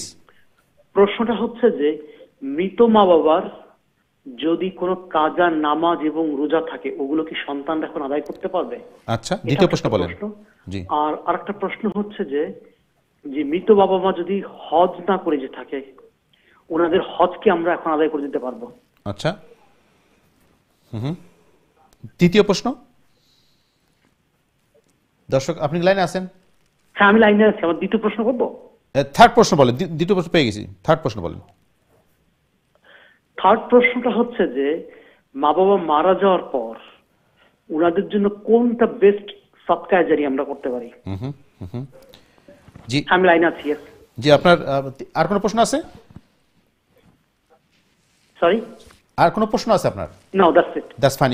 That's fine. I can hang up and just watch the television. We can answer your question. No problem, brother. Thank you. Thank you. Bye. মোহতারাম, খুবই গুরুত্বপূর্ণ প্রশ্ন করছেন সম্মানিত ভাই, যে আমাদের বাবা মা যারা মারা গেছেন তাদের যদি কাজা নামাজ থাকে, এই কাজা নামাজগুলো আদায় করার জন্য সন্তান কি করতে পারে, সন্তান কি আদায় করতে পারবে কিনা? খুবই গুরুত্বপূর্ণ প্রশ্ন। জি ভাই, প্রথম বিষয় যে মাতা পিতা যদি মারা যান তো তাদের যে নামাজ কাজা আছে এগুলা কি আদায় করা যাবে কিনা, তাদের রোজা থাকলে আদায় করা যাবে কিনা? এর আনসার হচ্ছে যে মৃত ব্যক্তির যদি রোজা কাজা থাকে তাহলে আপনি ফিদিয়া দিতে পারবেন, কারণ কোরআনের মধ্যে বলা হচ্ছে যারা রোজা রাখতে অক্ষম অথবা যারা রোজা রাখতে পারছেন না তাদের উপর রোজা ফরজ নয়, ফিদিয়া ফরজ। সুতরাং তাদেরকে ফিদিয়া দিতে পারেন, এবং ফিদিয়া তো হচ্ছে আপনার একটা রোজার পরিবর্তে একটা সাদকায়ে ফিতির সমপরিমাণ টাকা আপনি গরিব মিসকিনকে দিয়ে দিবেন, এটি হচ্ছে ফিদিয়া। যতটা রোজা তাদের কি হয়েছে এটার ব্যাপারে। কিন্তু নামাজের ব্যাপারে কোনো ফিদিয়া কোরআন হাদিসে নেই, যেহেতু আমাদের দেশে যেটা বলা হয় এটা আর কোনো দলিল কোরআন হাদিসে নেই। কিন্তু এখন যেহেতু মানে নামাজ যদি কাজা থাকে অথবা নামাজ যদি তার অনাদায় থাকে, আদায় করে না থাকেন, তখন এর জন্য আপনি সাদকায়ে জারিয়া করতে পারেন। আর এর পাশাপাশি সাদকায়ে জারিয়া করবেন এবং তাদের জন্য দোয়া করবেন, আশা করা যায় আল্লাহ সুবহানাহু ওয়া তাআলা মাফ করে দিবেন। বিষয় হচ্ছে যে ওই আপনি তাদের জন্য আপনি নফল রোজা অথবা নফল নামাজ পড়ে ইসালে সব করতে পারেন, যে আল্লাহ আমি এই যে রোজা রাখছি এর সবটা আমার মুর্দার রুহের মধ্যে পৌঁছে দাও, আমার নামাজের সবটা আমার মুর্দার রুহের মধ্যে পৌঁছে দাও, এটা করতে পারেন। কিন্তু যে নামাজটা কাজা হয়ে গেছে এটা কিন্তু আরেকজন পড়লে আদায় হবে না। এইগুলো রোজা এবং খের মাসআলা। এবার আসছে হজের মাসআলা। হজের ব্যাপারে দুইটা বিষয়। একটা বিষয় হচ্ছে যদি উনার উপর হজ ফরজ হয়ে থাকে আর উনি যদি ওসিয়ত করে যান তাহলে তার ফরজ আদায় হয়ে যাবে এবং করা দরকার। আর যদি উনার উপর হজ ফরজ না থাকে অথবা ওসিয়ত না করে থাকেন তাহলে আপনি মাতা পিতার পক্ষ থেকে আপনি বদলি হজ করতে পারেন, সওয়াব তারা অবশ্যই পাবেন এবং এর বিনিময় তাদেরকে দেওয়া হবে ইনশাআল্লাহ। হজের 3 নম্বর হচ্ছে আপনি বলতেন সাদাকায়ে জারিয়া। বেস্ট আপনার মানে উত্তম এই চিন্তার জন্য আপনাকে ধন্যবাদ দিচ্ছি। বিষয়টা হচ্ছে একজন সাহাবীয়া বলতেন, ইয়া রাসূলুল্লাহ আমার মা মারা গেছেন, আমি কি করতে পারি? আল্লাহ রাসূল সাল্লাল্লাহু আলাইহি ওয়াসাল্লাম বলতেন তুমি সাদাকায়ে জারিয়া করো। তখন এই সাহাবী আবার জিজ্ঞেস করছেন, ইয়া রাসূলুল্লাহ আমি কোন ধরনের সাদাকায়ে জারিয়া করতে পারি? আল্লাহ রাসূল বলেছেন যে মদিনায় পানির অভাব, তখন তো পানির অভাব ছিল, তুমি মানুষের জন্য পানির কূপ এই খনন করে দাও। এই হিসাবে আপনি মনে করেন কোনো গরিব মানুষের ঘর বানিয়ে দিতে পারেন, অথবা কোনো মানুষের যদি আপনার চাল না থাকে তার চাল বানিয়ে দিতে পারেন, অথবা কোনো মানুষের মনে করেন তার এই একটা ব্যবসার ব্যবস্থা করে দিতে পারেন ছোটো মোটো, অথবা টিউবওয়েলের ব্যবস্থা করতে পারেন, অথবা মনে করেন আপনি ওই একজন মানুষ গরিব মানুষ তার মেয়ে বিবাহ দিতে পারছে না, অথবা কোনো মানুষ আছে তার সন্তান পড়ালেখার খরচ পাচ্ছে না, এর যে কোনো একটা করতে পারেন। আপনি যদি একজন মানুষের ঘর বানিয়ে দেন একটা সদকায়ে জারিয়া, অথবা টিউবওয়েলের ব্যবস্থা করে দেন এটা সদকায়ে জারিয়া, অথবা আপনি মনে করেন তার ছোটো মোটো একটা ভ্যান গাড়ি কিনে দিলেন যেটা দিয়ে পরিবার সে মেনটেন করে, এগুলো সদকায়ে জারিয়া। এই ধরনের যে কোনো একটা সদকায়ে জারিয়া আপনি করতে পারেন, এটা উত্তম হবে ইনশাআল্লাহ। খুবই গুরুত্বপূর্ণ আমাদের সম্মানিত ভাই, আপনাকে ধন্যবাদ যাচ্ছে। আপনি সুন্দর প্রশ্ন করছেন। আসলে ইসলাম যে একটা সুন্দর একটা বিধান আমাদের দিয়েছে যে আমার পিতামাতা মারা গেলে, কারণ পিতামাতার হক আদায় করার সন্তানের জন্য ফরজ অবশ্যই, এবং আমরা আমাদের জীবন দিয়ে সেটা করতে পারবো না। আমাদের পিতামাতা আমাদের জন্য যা করছেন বা করেন, কিন্তু তারা যখন জীবনদের সাথে আমরা যারা করতে পারলাম, কিন্তু মারা যাওয়ার পরে যে আমাদের দায়িত্ব আছে একজন সন্তান হিসাবে পিতামাতার হক আদায় করা, তাদের জন্য সুন্দর প্রশ্ন করছেন উনি, যে সালার ব্যাপারে বললেন, হজের ব্যাপারে আমরা জানলাম, কিন্তু সাদকায়ে জারিয়া যে কন্টিনিউ, এটা আমাদের হাদিসে একটা আসি তো যে পিতা মারা গেলেও তাদের আমরা কিভাবে তাদেরকে তিনটা জিনিস আমরা বন্ধ হয় করতে পারি সন্তান হিসাবে। কিন্তু আমরা এটা তো আমাদের আপনি জানালেন যে সাদকায়ে জারিয়া যদি করি আমরা, কিন্তু আমাদের এখানে আমি যে জিনিসটা প্রশ্ন করবো সম্মানিত দর্শক যারা দেখছেন, আমাদেরকে নিয়তটা করতে হবে কিনা যে আমি এই কাজটা করতেছি, এই দান করতেছি এই আমরা আমার বাবা মার জন্য, এটা কি আমাদের নিয়ত থাকতে হবে কিনা, আমরা জাস্ট না বা এমনি করে ফেললাম? প্রত্যেকটা কাজের জন্য তো নিয়ত শর্ত, এবং নিয়ত মানে হল যে ইন্টেনশন। ভাই যে প্রশ্ন করছেন উনি যখন এটা করবেন তখন অটোমেটিকলি তার ব্রেইনের মধ্যে এটা সেট আপ থাকবে যে আমার আব্বা বা আম্মা মারা গেছেন, ওনার জন্য আমি এই কাজটা করছি, এটাও কিন্তু নিয়ত। শুধুমাত্র এইটা একটু চিন্তা করতে হবে যে আল্লাহ এটা কিন্তু আমি করছি শুধু তোমার সন্তুষ্টির জন্য, তখন এটা ইবাদতে পরিণত হয়ে যাবে যে আমার মা বাবার ইসলামের সওয়াব বা সাদকায়ে জারিয়া তোমার সন্তুষ্টির জন্য করছি। ইসালে সওয়াবের কথা আপনি বললেন, আজকে আমাদের সমাজে ইসালে সওয়াব মানে অনেক কনফিউশন আছে এবং অনেক কিছু অনইসলামিক কাজ করা হয়। আপনি যদি বলতেন ইসলামী সওয়াবটা জিনিসটা কি এবং ইসলামী শরীয়তে ইসলামী সওয়াবটা ইসালে সওয়াবটা কিভাবে করা যায়, করা উচিত, এটা বলতেন। ইসালে সওয়াব মানে তো বুঝেন নাকি, ইসাল মানে পৌঁছানো। আচ্ছা, সুতরাং আমি আমার মৃত ব্যক্তি যারা আমল করার ক্ষমতা রাখেন না তাদের জন্য নেকির কিছু ব্যবস্থা করলাম। আর এটার পদ্ধতি হচ্ছে যে আমি ভালো কোনো কাজ করে এরপরে আমি আল্লাহর হাওলা করব। এটি যেমন টিউবওয়েল দিলাম, আমি নিয়ত করলাম যে এটা আমার মাতা পিতার নামে দিচ্ছি অথবা আমার মৃত ব্যক্তির নামে দিচ্ছি, আল্লাহ এটা কবুল করো, এটি হচ্ছে ইসালে সওয়াব। আর আমাদের দেশে যে মাহফিল করা হয়, নিসারাত করা হয়, এগুলো আমাদের বানানো। ইনশাআল্লাহ আমরা সময় থাকলে বা আজকে না চেষ্টা করবো আলোচনার সময় আমাদের এই যে 40 এই সমস্ত জিনিস বা ইসালে সওয়াব নিয়ে অনেক কুসংস্কার আমাদের সমাজে, চেষ্টা করবো আলোচনা করার জন্য। চলেছে আমাদের দর্শকের কাছে, দেখি গেছে আমাদের লাইনে। সময় দর্শক, আসসালামু আলাইকুম, আপনার প্রশ্ন করুন প্লিজ। সময় দর্শক, আসসালামু আলাইকুম। ওয়ালাইকুম সালাম ওয়া রাহমাতুল্লাহি ওয়া বারাকাতুহু। জি ভাই, আপনার কি প্রশ্ন বলেন? জি, আমার প্রশ্ন হচ্ছে যে জমজমের পানি, মানে আমরা নরমাল পানি বৈশাখ খাই, কিন্তু জমজমের পানি পশ্চিম দিকে দেখা খাইতে হয়, এটা কেন? দাঁড়িয়ে খাইতে হয়। জি, দাঁড়িয়ে খেতে হয়। জি। আর 2 নাম্বার কোশ্চেন হচ্ছে, আমরা যত নামাজ কাজা করেছি প্রত্যেক দিন যদি আমরা এগুলা পড়ি তাহলে তো আমাদের অনেক হয়ে যায়, এটার জন্য আমরা কি করতে পারি? খুবই সুন্দর, খুবই গুরুত্বপূর্ণ প্রশ্ন করছেন। আপনাকে অনেকবার ধন্যবাদ জানাচ্ছি। যদি আমাদের সময় খুবই কম, আমরা চেষ্টা করব আপনার প্রশ্নগুলো জবাব দেওয়ার জন্য। মহতরম, জি প্লিজ। যে প্রথম প্রশ্নের উত্তর হলো যে পানি খাওয়ার সুন্নাহ পদ্ধতি কোনটি? পানি খাওয়ার সুন্নাহ পদ্ধতি হচ্ছে ডান হাত দিয়ে পানি গ্লাস ধরবেন এবং বিসমিল্লাহ পরে পান করবেন এবং 3 শ্বাসে পান করবেন। অর্থাৎ একবার পানি পান করার পরে গ্লাসটাকে একটু সরাইবেন। 3 শ্বাসে বলতে এটা আবার মুখের সামনে না রাখা, কারণ মুখের সামনে রাখলে তো আবার নিঃশ্বাস আসবে, বেমার আসবে। একটু সরাবেন, এরপরে 3 শ্বাসে পানি পান করা। আর বসে পানি পান করা এটা হচ্ছে আদাব। কিন্তু কেউ যদি অসুবিধার কারণে দাঁড়িয়ে পানি পান করে, এটা হারাম নয়, এটা বুঝতে হবে। দাঁড়িয়ে পানি পান করা এটা হারাম নয়, প্রয়োজনে তাকে দাঁড়িয়ে পানি পান করছেন সাহাবায়ে কেরাম, আলী রাদিয়াল্লাহু তাআলা আনহু, সুতরাং এটা হারাম নয়। আর দ্বিতীয় বিষয় হচ্ছে, যদি পানি দাঁড়িয়ে পান করা হারাম হয় তাহলে জমজমের পানি তো দাঁড়িয়ে পান করা হারাম হবে। এখন আপনার দ্বিতীয় প্রশ্ন যেটি হচ্ছে, সেটি হচ্ছে জমজমের পানি দাঁড়িয়ে পশ্চিম দিকে মুখ করে পান করতে হবে কিনা, এটা শর্ত নয়। যেহেতু হাজেরা রাদিয়াল্লাহু তাআলা আনহা দৌড়াদৌড়ির মধ্যে ছিলেন এবং তিনি পেরেশানের মধ্যে ছিলেন, তিনি পানি পান করছেন দাঁড়িয়ে। এই জন্য আমাদের দেশে প্রথা হয়ে গেছে জমজমের পানি পান করতে হবে দাঁড়িয়ে। এটা কিন্তু আসলে দরকারি না, জরুরি নয়।